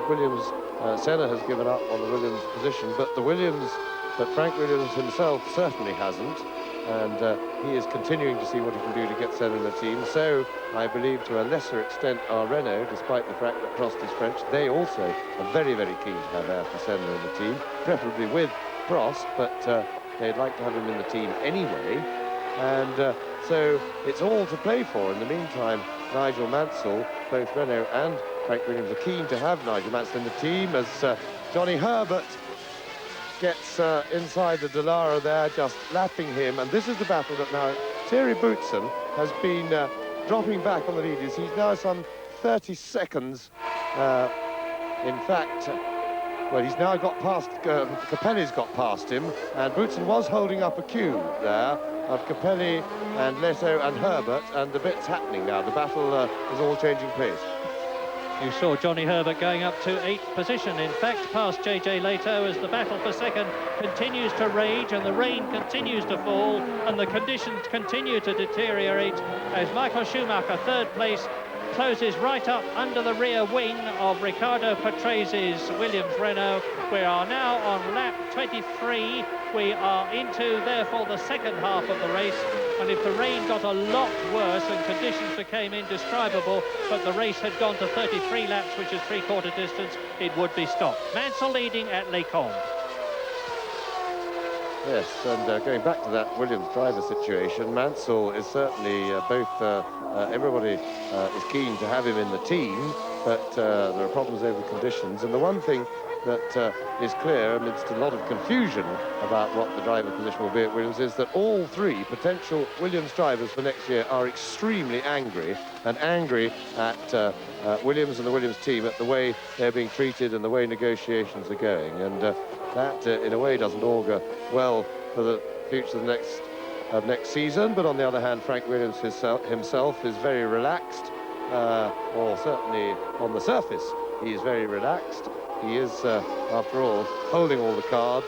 He's got an embarrassment of riches in all the drivers as Mansell laps another car. And he's happy to sort this out in his own time. At least he doesn't have to hurry, because nobody's about to take those three top drivers away from him. That was Gianni Morbidelli being lapped by Riccardo Patrese in second place. And now the Italian, who had to change cars because as they went out on the parade lap, his Minardi failed on him. And Johnny Herbert is ahead of Thierry Boutsen here. So Boutsen has been holding that group up, and Herbert has, you can see, pulled away pretty sharply already, and he now sets off after Ivan Capelli, who is currently in sixth place. Lap 22, Riccardo Patrese, Schumacher and Brundle going through in second, third and fourth places. Mansell is leading Patrese on lap 24 now by 8 seconds. So Mansell's in a very strong position, and the interest is behind Martin Brundle, who is fourth, Mika Häkkinen, who is in fifth place. Here are Patrese and the two Benettons plunging down the hill to Eau Rouge. As I wait for the fifth place man to go through, he does it, is Mika Häkkinen, and he is 15 seconds behind fourth place Martin Brundle. It's the battle at the front that's holding the interest, because things are spread out behind them. Yes, and clearly Michael Schumacher is anxious to get past Riccardo Patrese, and I don't think there's any doubt that he could go quicker if he could do that. Now, Mansell, I'm sure, is pacing himself to Patrese, and in no particular hurry. He's only been extending the lead very slightly, just 9 seconds. But it'll be interesting to see if Schumacher can find a way past Patrese, just what he can do, because certainly he can go quicker, and whether he can go quickly enough to push Nigel Mansell. That I doubt, but it would be nice to see it happen, and see Mansell have to up his pace to maintain that lead. But it's been a problem for Schumacher, and Schumacher is well equipped in terms of bravery for having a try, but as yet he hasn't really looked like getting past the Williams of Riccardo Patrese. So, for a long time in Grand Prix racing, the record, and that is Ukio Katayama, who has gone off in the La Rousse and is rejoining the course. For a long time, the record for the most number of Grand Prix driven was shared between Graham Hill and Jacques Lafitte, 176. Well, Nigel Mansell is driving in his 177th Grand Prix at the moment, a figure which is handsomely exceeded, of course, by his teammate Riccardo Patrese, who's in his 236th. But Mansell is on target now for that 9th win that's going to mean so much to him, as the 2nd, 3rd and 4th, who seem to make no impression on each other. Patrese is not pulling away. Schumacher is not catching Patrese. Brundle is not catching Schumacher. Häkkinen is still 5th. Capelli is still in 7th place. Yes, and that makes me think your statistics there are numbers of Grand Prix, Murray, that Frank Williams, who is a self-confessed fan of experienced Grand Prix drivers, one might feel has gone pretty overboard, because that's over 400 Grand Prix between his two drivers, and I doubt whether that'll be matched for a very long time in a driver pairing, unless he keeps the same two. Well, of course, it'll be more than that by the end of the season, and unless he pairs the same two again. And with the way things are going, that is still a very outside possibility. The situation at Williams' team for next year is as Herbert presses Ivan Capelli. He caught him very quickly after he'd got past Thierry Boutsen. Remember, this is for 6th place, so if Herbert can find a way past Capelli, it will take him into the points. And that would give us 3 Englishmen in the points, which would certainly be significant. Capelli, traction control on the Ferrari, powering his way out of La Source hairpin. And as I was saying about the Williams situation, Herbert much quicker through Eau Rouge there. Now, can he get on the Ferrari's tail? And he came out quickly. Probably not quite enough to get enough toe to attack him at Les Combes. We'll see. Stay with it, stay with it. And he's looking, but no, just not quite close enough. It's very difficult through Eau Rouge because not only have you got the problem of the turbulence of the car in front and lack of downforce as a result, you've also got spray, and that makes visibility difficult. And when the cars are jumping and sliding about, the last thing you need to compound that is bad visibility, but that, of course, is what weather driving does to you. Herbert taking a wider line there. That wasn't a mistake. That was looking for additional grip. Very often the conventional racing line with the rubber and wear on the road that it gets, because it tends to glaze the surface of the road and wear that smoother, sometimes, or quite frequently, more grip is available by going around the outside, or relatively speaking, of a corner off the normal dry racing line, and that's what Johnny Herbert was doing there. Johnny Herbert trying to get the highest place that he's had this season to match it, because he's already had 2 6th places this year. An excellent reflection on the Lotus mechanics, because in the warm-up this morning, Herbert had a fuel line split, and he had a fire at the back of the car, as a result of which the marshals doused the whole of the back of the Lotus Ford in fire extinguisher powder. The mechanics had to do an engine and gearbox change, and the fact that the car is going so well here, with Herbert challenging Ivan Capelli's V12 Ferrari for 6th place, shows that the Lotus mechanics, as ever, did a superb job. This revived team is having a wonderful 1992. Mika Häkkinen, I remind you, is in 5th position, ahead of these two, a long way ahead, because he's now not far off, 40 seconds ahead, and that's Ayrton Senna coming up through the field. He's in 11th position on the wet-tarred McLaren. Ahead of him is Gabriele Tarquini in the Fond Metal. Another fine performance by both driver and team. Tarquini is 10th, and off goes... It's Morbidelli, the only Minardi in the race. Gianni Morbidelli, who also went off this morning in the warm-up, and that is Fond Metal. I can't see whether it's Van der Poel or Tarquini, but anyway, hopefully we'll see in a minute as the battle for 6th comes up to Les Combes. This is the highest part of the course. From here they start to drop down at 140 miles an hour in 5th gear on a very low grip section of the circuit. And it's not raining at all at the start and finish point where we are now, as Herbert pushes. Ivan Capelli, ex-Leighton House, ex-March driver, for that 6th position.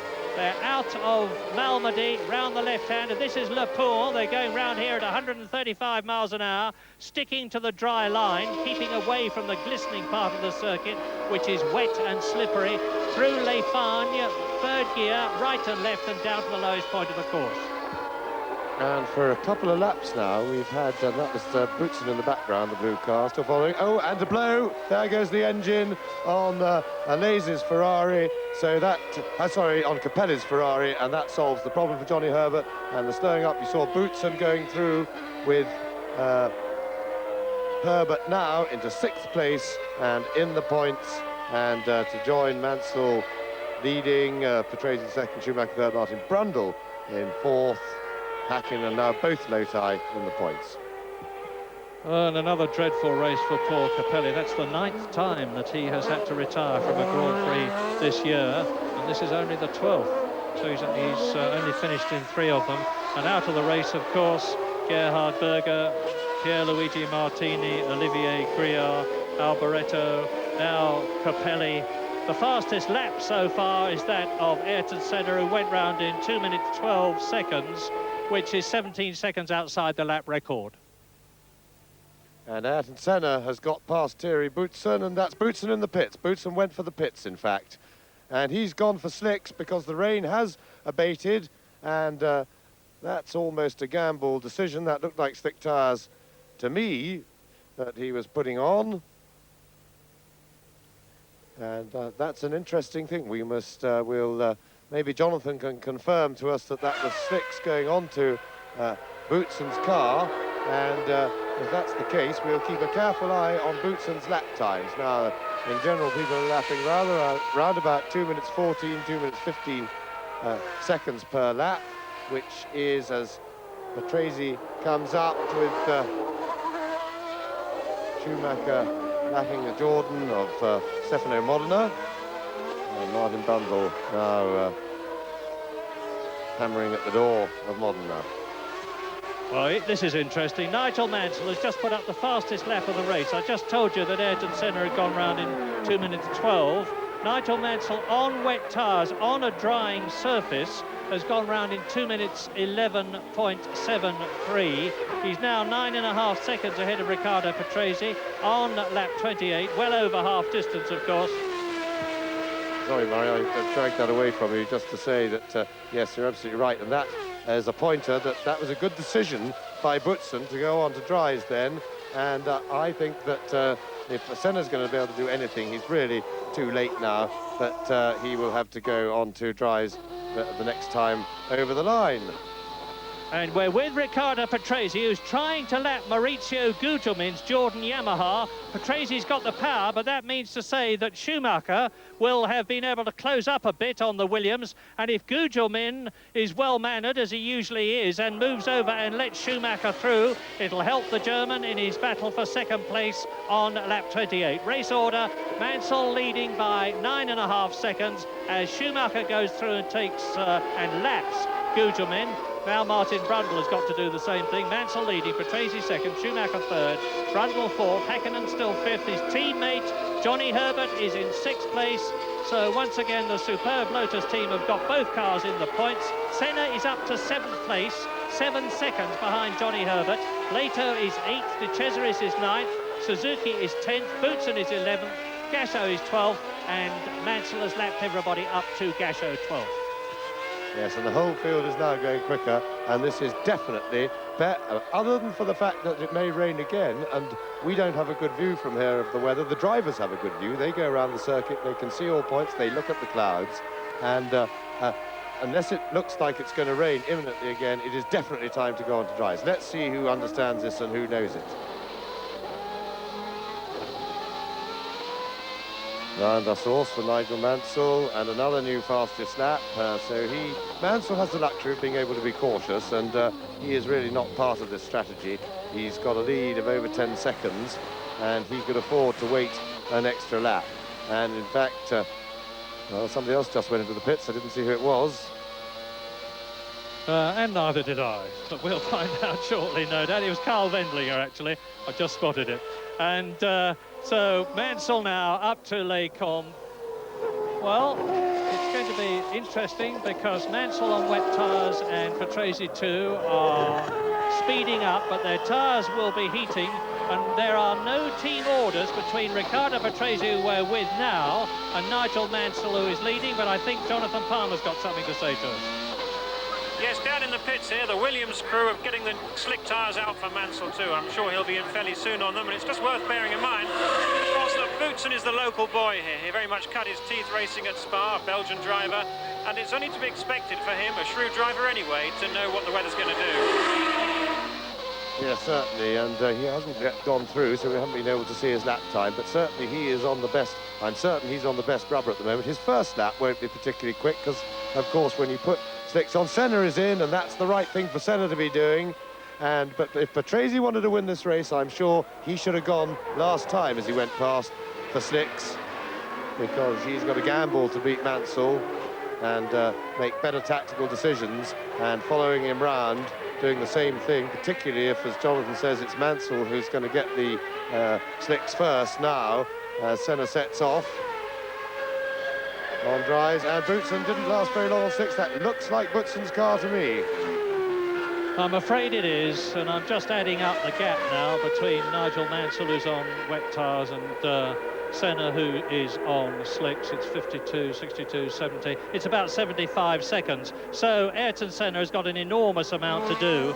He'll be going a lot faster. You might, if you've got a pencil and paper handy, his last lap time was 2 minutes 17 seconds. Mansell's just gone round in wets and put up the fastest lap, but not for long, because Riccardo Patrese did the same thing. Then immediately Schumacher did the same thing. Then immediately Brundle did the same thing. All four drivers now are lapping in around 2 minutes 10 seconds, 2 minutes 9 seconds, and actually Martin Brundle, that we're looking at the moment, in fourth position in the Benetton, with a totally dry line at Eau Rouge, and the climb up through Kemmel to Les Combes is going fastest of all and catching his teammate Michael Schumacher, third place, Benetton.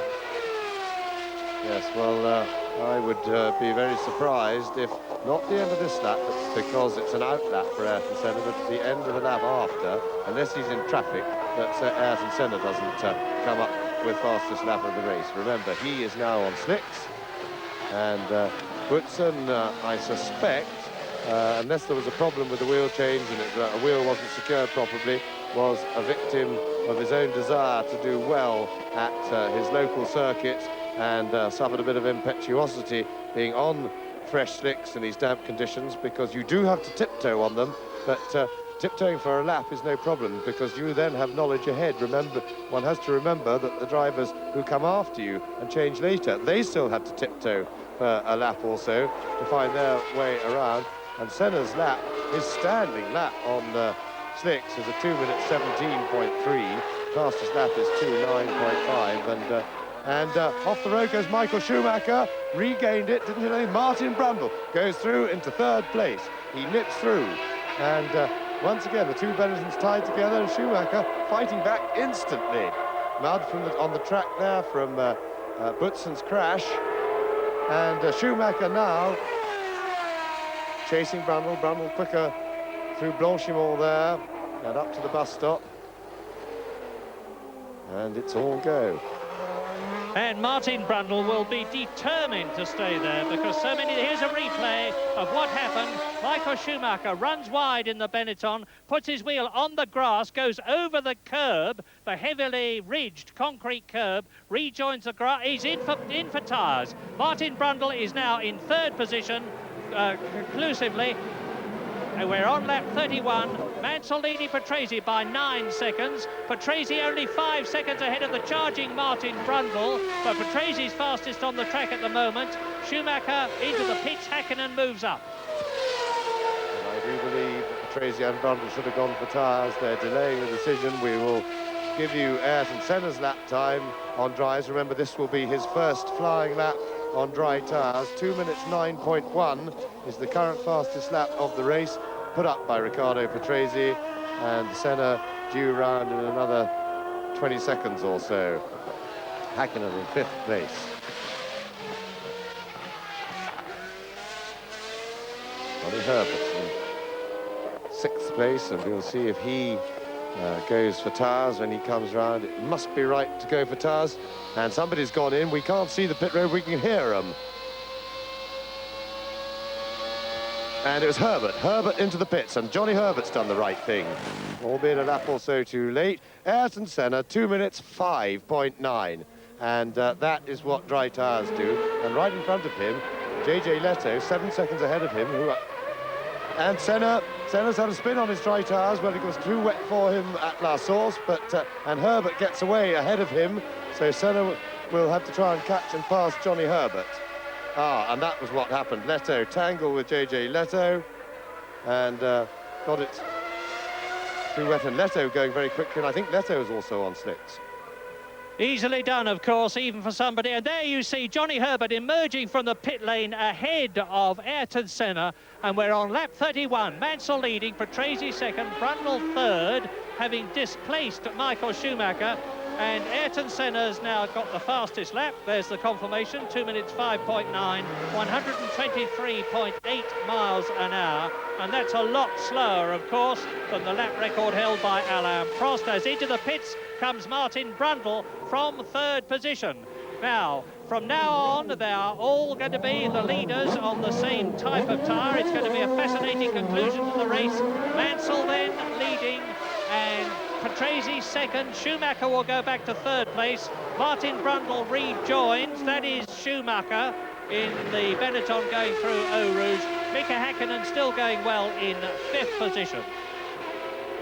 Yes, and Brundle, as Schumacher was earlier, a little bit slow away after the car came off the jacks.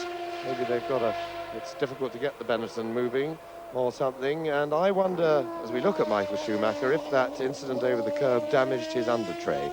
The undertray of these cars are absolutely critical to the aerodynamics, and any gouges in them or damage can lose a lot of downforce and really mess up the handling of the car. And to my surprise, the two Williams drivers still staying out there, not on slicks, and this could put the Benettons, if they stay one more lap, the Benettons could well have picked up enough time on the road to make to leave them in front of the Williamses when the Williamses finally change. So this race, the tactics absolutely crucial, and these races such as this are won by tactics rather than speed, and I think that the Benetton drivers could well regret not coming in a couple of laps sooner. It makes big differences. Mansell coming up, traffic ahead of him. Will he go for tyres this time? Mr. Cesaris in front. Around, they're not being very cooperative. And Mansell stays out. There is the pit entrance in the background for yet another lap. Over the line. And still lapping faster and faster, but not as fast as he would be if he was on slick tyres. Now, is Andrea de Cesaris going to hold things up? Andrea de Cesaris loves this Belgian track. He's done better here than anywhere else. And Riccardo Patrese has done the sensible thing before Nigel Mansell. He's come in for tyres in second position. Mansell ahead of him. Patrese now out on slicks. And Mansell has still not got past Andrea de Cesaris. Yes, but Patrese is behind Schumacher on the road, who's done very much the fastest lap of the race. He's now under 2 minutes, just to show what dry tyres can do. And Schumacher was only some 15 seconds behind Mansell when they both went through. Mansell still has to change. So Schumacher is almost certainly the real leader of this race unless it rains again. I doubt very much. Well, I'm sure Mansell cannot get in and out of the pits with fresh rubber on and get out onto the circuit again in under 15 seconds. That, to me, is an impossibility. And remember also that Schumacher's going a lot quicker than him, and it won't be 15 seconds. Well, 16 seconds it was, actually, at the end of that lap, at the end of the last lap. It won't be that much by the time they get round to the start-finish line. So Mansell will not be leading this race. Schumacher will be in the lead when everybody's changed. Still, the rain holds off, but rain still could come. The clouds are still heavy, moving slowly over us. There is very much rain in the air. The last Grand Prix to be won by a Benetton was the Canadian Grand Prix last year, when Nelson Piquet, currently recovering from those dreadful foot and leg injuries as a result of his crash at Indianapolis, won. Well, is Michael Schumacher going to win his first Grand Prix at the circuit where he first drove in a Grand Prix? Now, surely Nigel Mansell will be coming in now. His teammate Patrese is already gone. And that is Ayrton Senna, who has got ahead of Johnny Herbert. And Mansell into the pits. Now, how long is the race leader going to take? On go the jacks. We've actually got a camera on the front jack this time. And you can see the front of the car in the air. That's a good stop. Mansell sprinting out of the pit lane. I'm waiting to see somebody come past me now. Schumacher's already gone. Schumacher's through, a 1:58.4. So Nigel Mansell on the readout is first, but Schumacher is actually in the lead of this Grand Prix, and Nigel Mansell's overly conservative and really, for a man of his experience, poor tactics, because conservative he can normally afford to be. But this is good for us because Mansell has now got a real race on his hands. We'll tell you, there is Schumacher, the new race leader. Mansell was in the background, just coming through Eau Rouge then, and we will see just what the gap is, but Mansell has got to chase and then find a way past Michael Schumacher. Schumacher in the lead of a Grand Prix and his first real chance to win one, but he is going to have to fend off the new world champion, and the new world champion full of confidence, full of his usual aggression. This is going to be a tremendous battle, I hope. So do I. Schumacher going to be held up by the Larousse ahead of him of Bertrand Gachot, who is in 11th place and has already been lapped. It's critical to Schumacher that he gets past without going onto the wet line and risking losing traction. You'll see a flash, hopefully, of Nigel Mansell's Williams behind him as the race leader, the new race leader. It's the first time that Michael Schumacher has led. Closes up on the Belgian Gachot, who naturally will be anxious to do as well as he can in his home race. And Schumacher should take the Larousse as they come up to the bus stop. They're round the Blanchimont corner now, and he's right up alongside. No, he's not, he's behind him. And through he goes. Bertrand Gachot defers to the Benetton, and the gap between the leading cars on the previous lap was 4.5 seconds. Now, Michael Schumacher comes through leading the Belgian Grand Prix. We're waiting for Nigel Mansell to go through. They're now on lap 35 out of 44. The gap is 5.7 seconds. A spin for Bertrand Gachot. Yes, and Schumacher, how he'll wish that Gachot had done that a lap earlier, because he lost a lot of time on that lap behind Gachot, some 5 seconds, and Mansell is now out on dries, knows his way around, and only under 6 seconds behind. Now we see Gachot spinning, but when he watches the race later, but no doubt he will have taped, Michael Schumacher will not be pleased to see Gachot doing that. Then he would have liked it a lap earlier, and this that 4 or 5 seconds that Schumacher lost because of Gachot in front of him will not please him, unless, of course, Gachot could hold Mansell up through this bit as Martin Brundle presses Nigel Mansell, but Riccardo Patrese in third position, being challenged by Martin Brundle. And the race order on lap 35 in this nail-biting Belgian Grand Prix. Michael Schumacher, Benetton, leading Nigel Mansell's Williams by 5.7 seconds at the beginning of this lap. Riccardo Patrese and Martin Brundle battling for third position.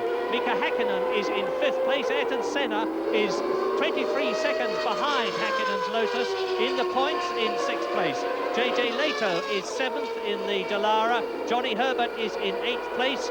Schumacher has lapped everybody up to Herbert, who is 8th. And there is Riccardo Patrese ahead of Martin Brundle, 3rd and 4th. Thanks, mate. I did know it was a Williams anyway, at least.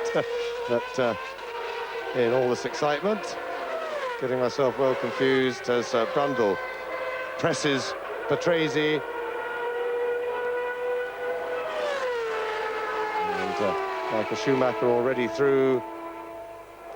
And Mansell 5.2 seconds behind, a new fastest lap of the race for Nigel Mansell. So the battle has started. The chase for Mansell is on.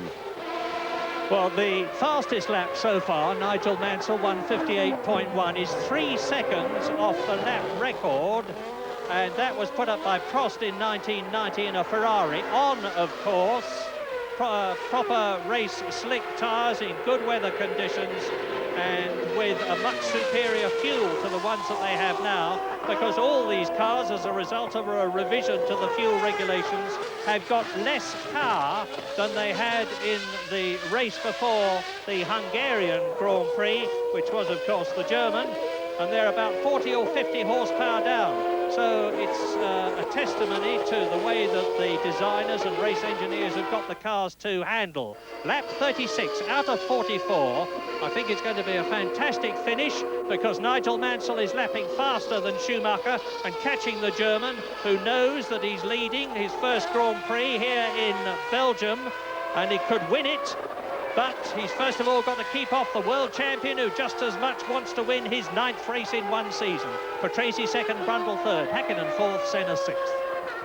Yes, and I think Schumacher is going to have to keep a proper lead over Mansell if he can, but there's traffic to help him and maybe a bit of confusion, because we saw how the Benetton was no match for Senna's McLaren on the straight, and how the Williams was certainly eating it up. I anticipate that the Williams will be markedly quicker on the straight than the Benetton, and if Mansell can get onto to Schumacher's tail through Les Combes, then, he's closing the gap at a second a lap there. Mansell, new fastest lap, Schumacher both fastest laps, but Mansell's was quicker as he came through behind him.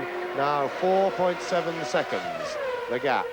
And if Mansell can get on Schumacher's tail through Eau Rouge, I would anticipate he should be able to pass him relatively easily on the straight run, on the run to Les Combes. And what an exciting moment for Michael Schumacher. Absolute pressure. He's got to try and maintain a gap before Mansell. He won't be able to fend him off much if Mansell gets on his tail because of the Williams' straight line speed. I'm sure he knows this, and this is a real test for the young German, but a test over which to some extent he has no control, in that he knows Mansell is quicker, so he knows there's nothing he can do. What he will have to do is just drive at 10 tenths, and the rest is in Nigel Mansell's and the Williams-Renault's hands. That is the way he should approach this in order to not let the pressure get to him. There is Patrese, Martin Brundle climbing all over the back of him, third and fourth places, and the rest, relatively speaking, nowhere. Mika Hakkinen well behind in fifth, Senna well behind him in sixth. And this race for the victory is very much between Schumacher and Mansell, because Mansell is now 18 seconds of the battle for third between Patrese and Brundle that you're looking at now, and that is 32 seconds ahead of Hakkinen, who is 17 seconds ahead of Ayrton Senna in sixth position. JJ Leto, who's running seventh, has achieved that by making an earlier change onto dry tyres than Johnny Herbert, and Johnny Herbert is now right behind Leto and trying to get past him, and that is the benefit of changing early as the conditions dry out. So Mansell, 4.7 seconds behind Schumacher, and Schumacher has responded with another fastest lap, faster than Mansell, has actually opened the gap to 5.4 seconds, and he's given himself some comfort. The finish is virtually in sight, 7 laps to go for Michael Schumacher, less than 7 to go, and with a lead of over 5 seconds, he may now start to feel that he can hold that.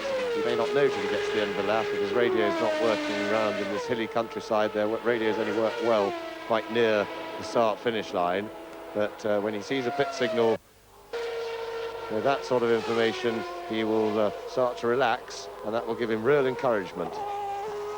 And he has just broken the lap record, even though part of the circuit is still wet off the racing line, and he's got to be very careful where he goes. Michael Schumacher's 1:54.76 is 3/10 of a second faster than the previous lap record, and he leads Nigel Mansell.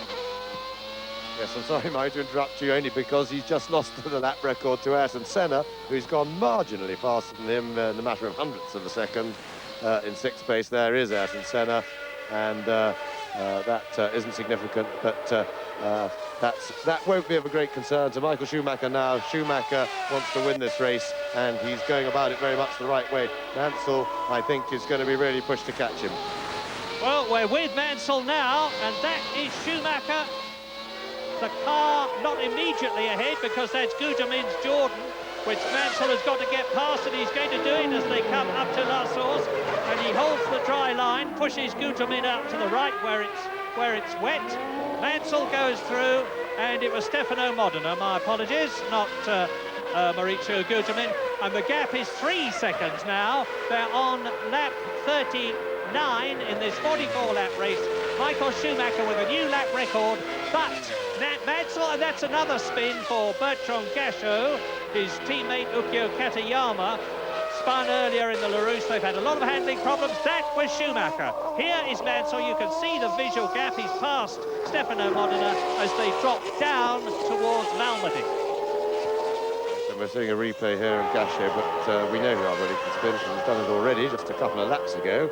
The important thing is that, in fact, Schumacher came off worse with Stefano Modena when lapping. He lost some 3 seconds on that lap to Modena. Mansell was a little bit held up, and so far the traffic has worked a little bit to Nigel Mansell's advantage. The gap, 3 seconds exactly when they last crossed the line.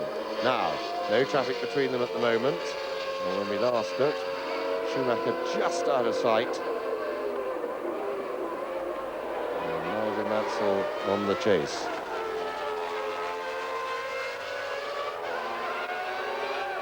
And Modena's holding him well, and I'm not sure if Mansell may not have some sort of a problem, because he's not getting away from Modena at all in the way that I expected him to do.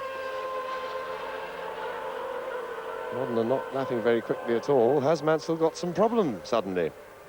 Well, I don't know, but the Jordan Yamaha is going much better here than it has done in the other Grand Prix this year. They've done a lot of work on the handling. The Yamaha engine is going a bit better thanks to the work that John Judd has done on it. But now we're waiting for the leaders to come through and go into their 40th lap. We've had Schumacher. Now we wait for Nigel Mansell. There he is. He's just starting. And engine, there's a misfire, a horrible sound from Mansell's engine. Lost power, the gap's out to 15 seconds. Schumacher, a new lap record, and he's really clear. And from now on, Schumacher, his pit may well have been able to radio him that as he disappeared off down to Eau Rouge. But Mansell now will be have his work cut out to cling on to second place. Patrese 14 seconds behind him. Engine sounds really bad, and Schumacher now can cruise home and short of trouble, cruise home to his first Grand Prix win. And it would be the first time a German driver had won a Grand Prix since Count Taffy von Trips won in 1961. Schumacher is already the hero of Germany. If he wins a Grand Prix, which would only be his 18th, they would really go berserk over his success. So Mansell now, he's driving the Williams with the Renault RS4 engine, the new version which was introduced of the V10 and in the Hungarian Grand Prix, and gave trouble, of course, there for Riccardo Patrese. But Mansell, if he's got a problem, and he obviously has, because his last lap was some 8 seconds slower, in fact more than that, than the new race leader, Michael Schumacher, race lap record, 15 seconds lead, Patrese third, Brundle fourth, Häkkinen fifth, Senna in sixth position, and you're looking now at the eager mechanics in the Benetton pit. And how appropriate for Michael Schumacher, because although he's done a season and one race of Grand Prix, this is the anniversary in calendar-wise of his very first Grand Prix last year, and the same place because he was in Belgium, but the calendar's been moved about. There's been one more crammed in, and what a wonderful first season. What a way to round off his first full season of Grand Prix racing with a win as Mansell goes past us, sounding very sick in the engine department. And Schumacher now 24 seconds clear.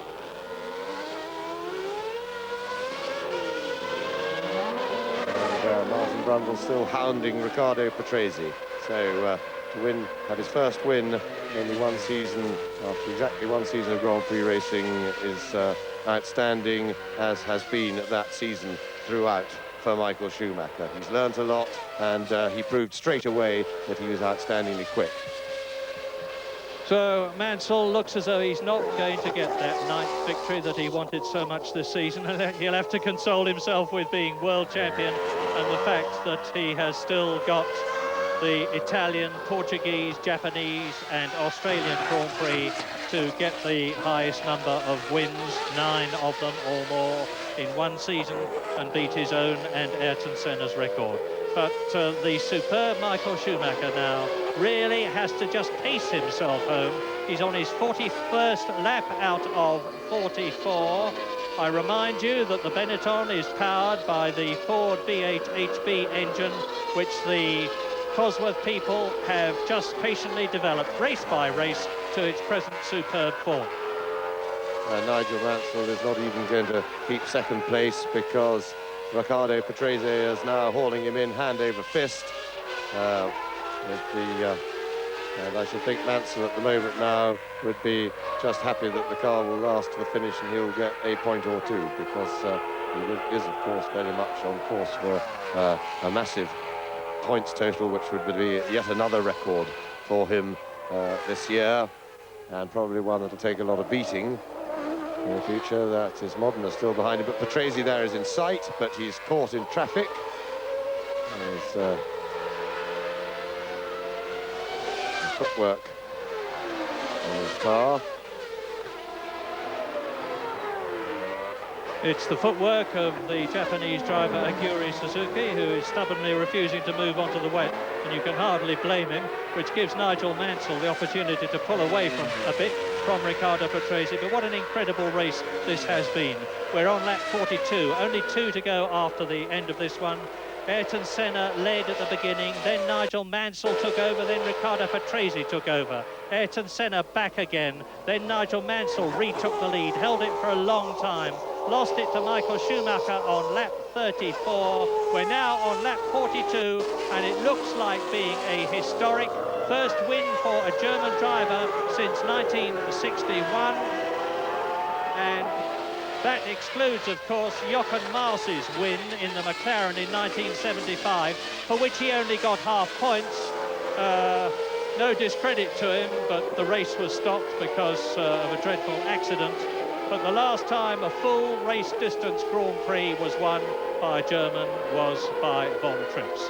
And it looks as though Michael Schumacher, who is only 23 years old, in his 18th Grand Prix, is going to break that record. So Mansell will again have to be satisfied with second.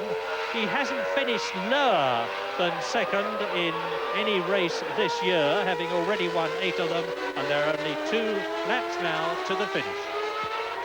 Yes, and Schumacher could ease up quite a lot, but he hasn't bothered to do so. Still lapping very quickly.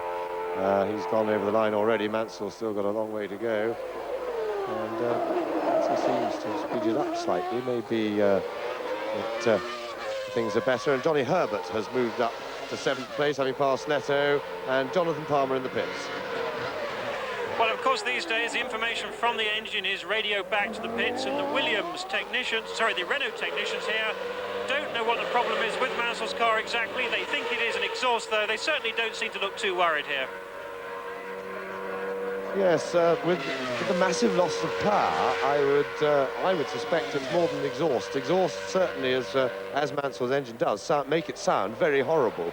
But normally the loss of power, despite the horrible noise, is quite minimal, and Mansell has clearly lost a great deal of power as Patrese comes in the background. He's now clear of the back markers, and he's got less than 2 laps to go, just over a lap and a half, in which to catch and pass Nigel Mansell. If he can catch him by this stage of the next lap, he'll pass him easy enough on the straight, but after that he may not get him till the line. And Ayrton Senna has caught just about Mika Hakkinen and is climbing all. There they are. And Ayrton Senna on the tail of Mika Hakkinen, which you would expect the McLaren to be quicker on the straight. And Senna also has cleverly hogged the dry bit of road. And Mika Hakkinen, brave under braking, but he had a spin on the last lap of the Hungarian Grand Prix, and this time that was trying to pass Berger, so he was wary of McLaren, but he is still in the points, and he'll be disappointed to lose it so close to the end. Now, Michael Schumacher starting his last lap, and this for him should be the nature of a parade lap. There cannot be a fuel problem. The dry race was catered for. They don't use so much fuel in the wet. He's not going to run out of petrol, that's for sure. And he can afford to take it easy. He has eased off a bit now. He just needs to concentrate and keep his concentration up, because it's not one till he's crossed the line, and the track is still treacherous. There is still water off the line, and slick tyres don't like that, we know. But he's got a mature head on his, despite his youth, and despite his lack of experience, he's very bright, and I don't think he'll make a mistake. So Michael Schumacher, only a very, very short distance now between himself and a historic victory. Some consolation to Williams as opposed to Nigel Mansell will be the fact that with Mansell in second position, now 35 seconds behind Michael Schumacher, and Riccardo Patrese in third position, they will score 10 World Championship points, which will give them the Constructors' World Championship to match that of the Drivers' World Championship of their driver, Nigel Mansell.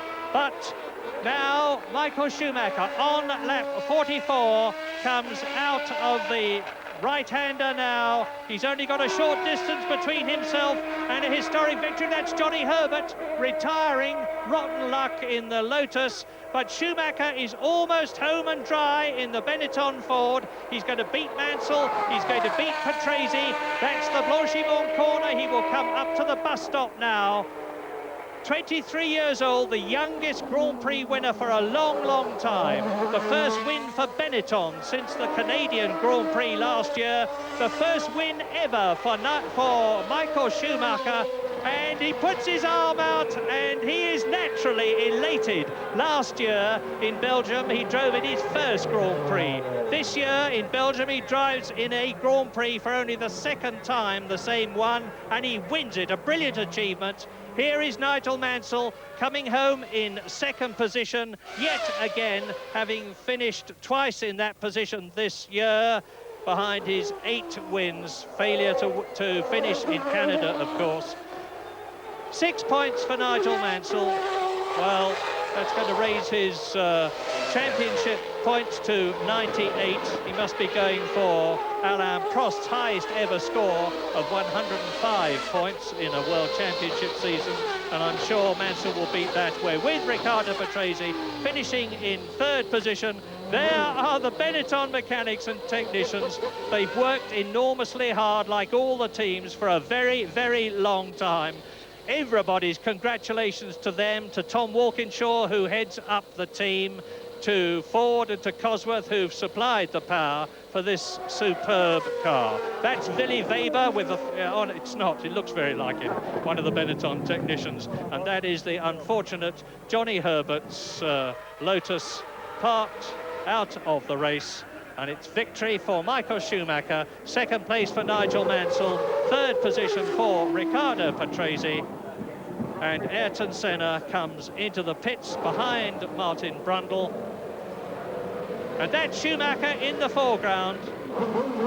Well, yeah, I did it, he says. 23 years old. Martin Brundle, his teammate. Behind Brundle, having of course been lapped, is Aguri Suzuki in the footwork. And we're going to hear a lot more of this young German as Riccardo Patrese gets out of his car. We're going to hear a lot more of him. If ever I saw a future world champion, and you don't have to be brilliant to work it out. The poor Johnny Herbert climbs over the Armco, and the official confirmation is that the 1992 Belgian Grand Prix was won by Michael Schumacher by 37 seconds from Nigel Mansell, and a new record lap for Schumacher too in the Benetton Ford, with Riccardo Patrese in third position. A superb race for the whole Benetton team, because Martin Brundle finishes in fourth place. Ayrton Senna takes the 2 points that he didn't really need or particularly want, I imagine. He was after victory for fifth position, with Mika Hakkinen in sixth place in the Lotus. Another point for Lotus then. Victory for Benetton, second place for Williams, third place for Williams, fourth place for Benetton, fifth place for McLaren, sixth place for Lotus. And a race of enormous changes, which were really governed, the places, by the tyre situation. Yes, really, Nigel Mansell was very surprisingly conservative with his tyre stop, his going back onto dry tyres, considering that he got the championship sewn up and he was looking really for another win. He's marching on towards the points record. I don't suppose that for one moment that he's not going to make 9 wins at least in the season, and he's got he's got Italy, Portugal, Japan and Australia in which to add more wins. And but really at this stage I was surprised that he was that conservative, and that certainly cost him the lead of the race towards the end and handed it to Schumacher. However, with the engine problem that he had, just with 4 laps to go or so, might well have handed it back to Schumacher anyway. It was extraordinary, though, that Mansell, whose lap time seemed to vary quite a lot in the last few laps when he had that horrible noise from his engine. Patrese slowed right down. Now, whether Patrese had a problem or whether he was just being letting Mansell go, not willing to race him, was a surprise, because I would have expected Patrese to want very much to beat Nigel Mansell at this stage of the season. After all, they're still racing, and Patrese's got a fair bit of pride to salvage, really, from this season, and he's actively looking for a drive for next year. So it'd be interesting to know if he too had a problem at the end of the race, because his lap time seemed to slow down just as Mansell's did. And here we see Schumacher again coming round the end of the race, and what a well-deserved first win. He's done everything in his first season until except winning a race, and now as he embarks on his second season of Grand Prix racing, he starts with his first win. 5 different leaders in Belgium. First-time winner from Germany since 1961. Victory in the Constructors' World Championship to Williams. Second place again to Nigel Mansell, who looks very cheerful about it. And the German national anthem.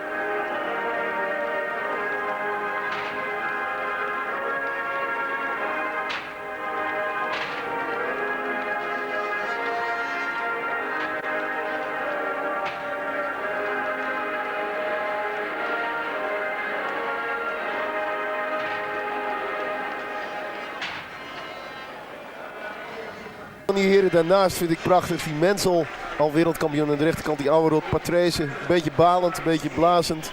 Het heel moeilijk komt dat applaus uit zijn lichaam. Het applaus voor Michael Schumacher. Wat een enorme bokaal krijgt Michael Schumacher daar. Een man die uit de kartsport komt en dan hier op de allerhoogste trede staat van het ereschafot in Spa-Francorchamps. En dan die 2 lichtelijk balende Williams Renaults. Die mannen in die superieure auto's daarnaast. En daartussen dan die jonge Duitser. Autosporthistorie wordt hier geschreven. Applaus voor Mansell, tweede plaats. En daar is dan de bokaal voor Riccardo Patrese. Had toch heel graag deze wedstrijd willen winnen, deze Italiaan.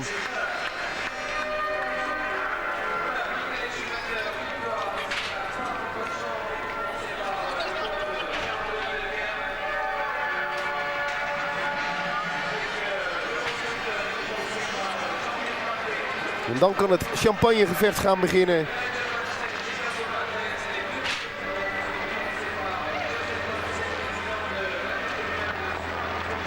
Uitgelaten is Schumacher. Spuit de champagne over de mensen heen daar.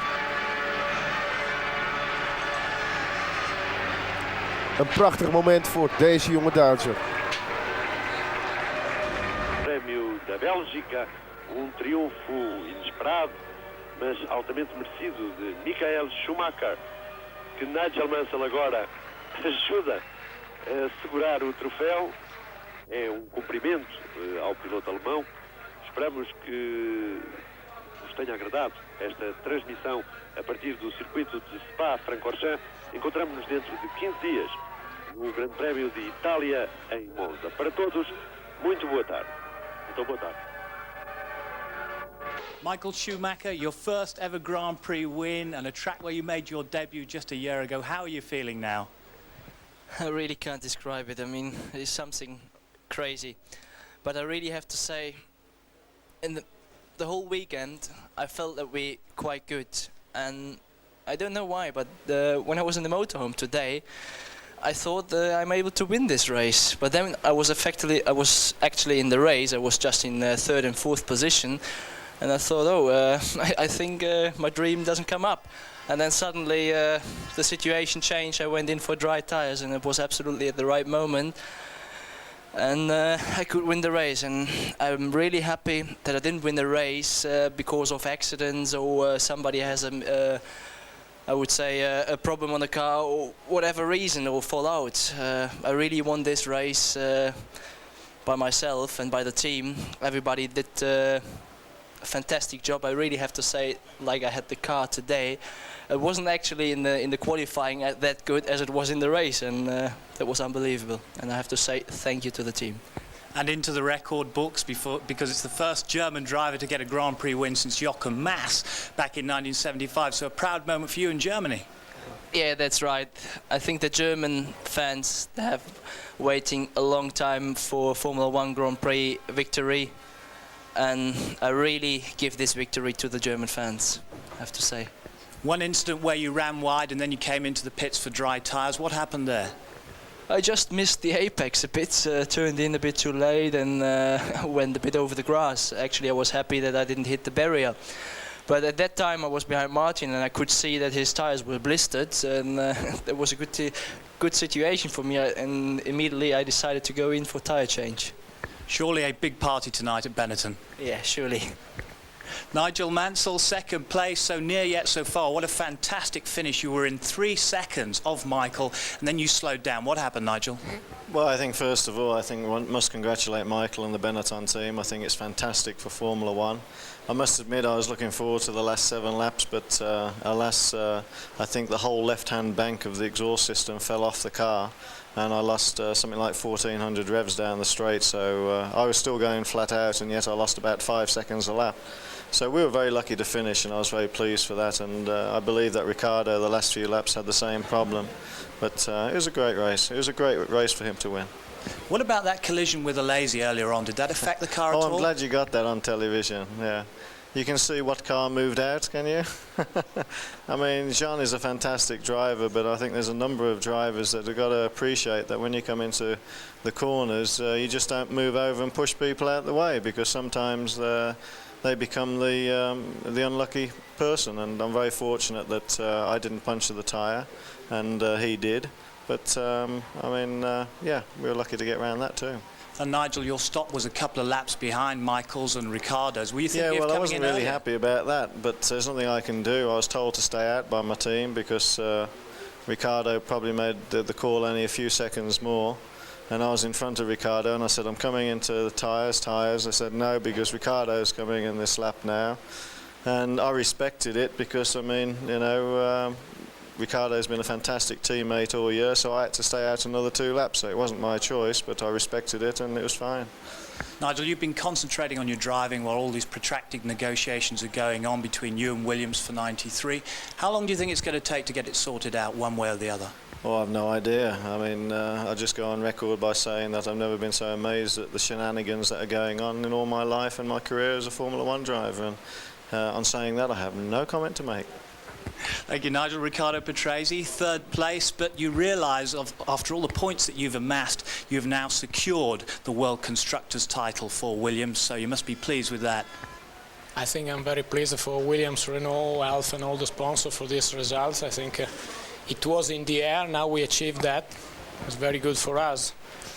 About my race, I have to say that there was a misunderstood because I had the call from the pit to stay out because Nigel was going to change the tires. In effect, I changed the tires 2 laps later than you, I think. No, 2 laps before.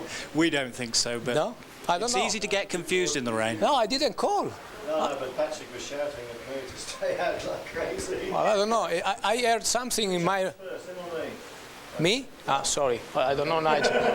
Because I had the call from my pit, and I didn't understand very well what they were saying, but I realized that you were going into the pits. I wanted to. Anyway, apart from that, I think that my car went quite well. Just the last 2 laps, I had, as Nigel, exhaust problem, but I have to say that I drove my best in this race, and my car was working well till the last 1.5 lap to go. Thank you, Riccardo. And finally, Michael, and congratulations any last to words Michael. For anybody back at home? I think my parents, they're just looking. My mother had the first time a visit in Ungarn. It was the first time ever she has been in a racing, and unfortunately she isn't be here when I won the race. She was there when I got a problem and I couldn't finish the race, and I want to say just hello to them. Well done, congratulations Michael Schumacher on your first ever Grand Prix win. Well done Nigel, congratulations Riccardo. Tot zover de verslagen van de heren. Schumacher zegt ons, ja, ik kan het eigenlijk niet beschrijven, dit gevoel. Ik had het hele weekend al een goed gevoel, een gevoel van overwinning. Maar ik won de race niet doordat anderen crashten of uitvielen. Het was mijn overwinning, bedankt. En de Duitse fans vooral bedankt. Ze hebben lang moeten wachten. En deze overwinning is voor de fans. Mensen zegt, ik had een kapotte uitlaat. Mijn linker uitlaat was dat ik kon niet meer bij hem komen. We hadden ook een probleem samen met Patrese over het binnenkomen van de pits. Ik zou 2 ronden langer uitgebleven zijn dan Patrese. Ik dacht, ja, Patrese is in de pits. De andere heer dacht dan weer het omgekeerde. Ze zijn blij dat ze de constructeurstitel hebben, Mansell en Patrese. Het misverstand met de banden is inmiddels opgelost. Hij kreeg een oproep en ook hij kwam binnen. En nou ja, het was nogal een groot probleem daar. Ook Patrese in uitlaatproblemen. We hebben een fantastische race gezien van Michael Schumacher, die nogmaals zijn ouders bedankte. Tot zover het relaas van de heren, kort samengevat hier vanaf een fraai Ardennenoverzicht hier vanaf Spa-Francorchamps. Hier nogmaals de overwinnaar. Nigel Mansell werd het niet, maar het werd Michael Schumacher. We zien hem daar nog eens even langskomen in een herhaling. Een fantastische Grand Prix van België. Een fantastische race hier op Eurosport. En u was een fantastisch publiek. Bedankt voor uw aandacht en graag tot gauw.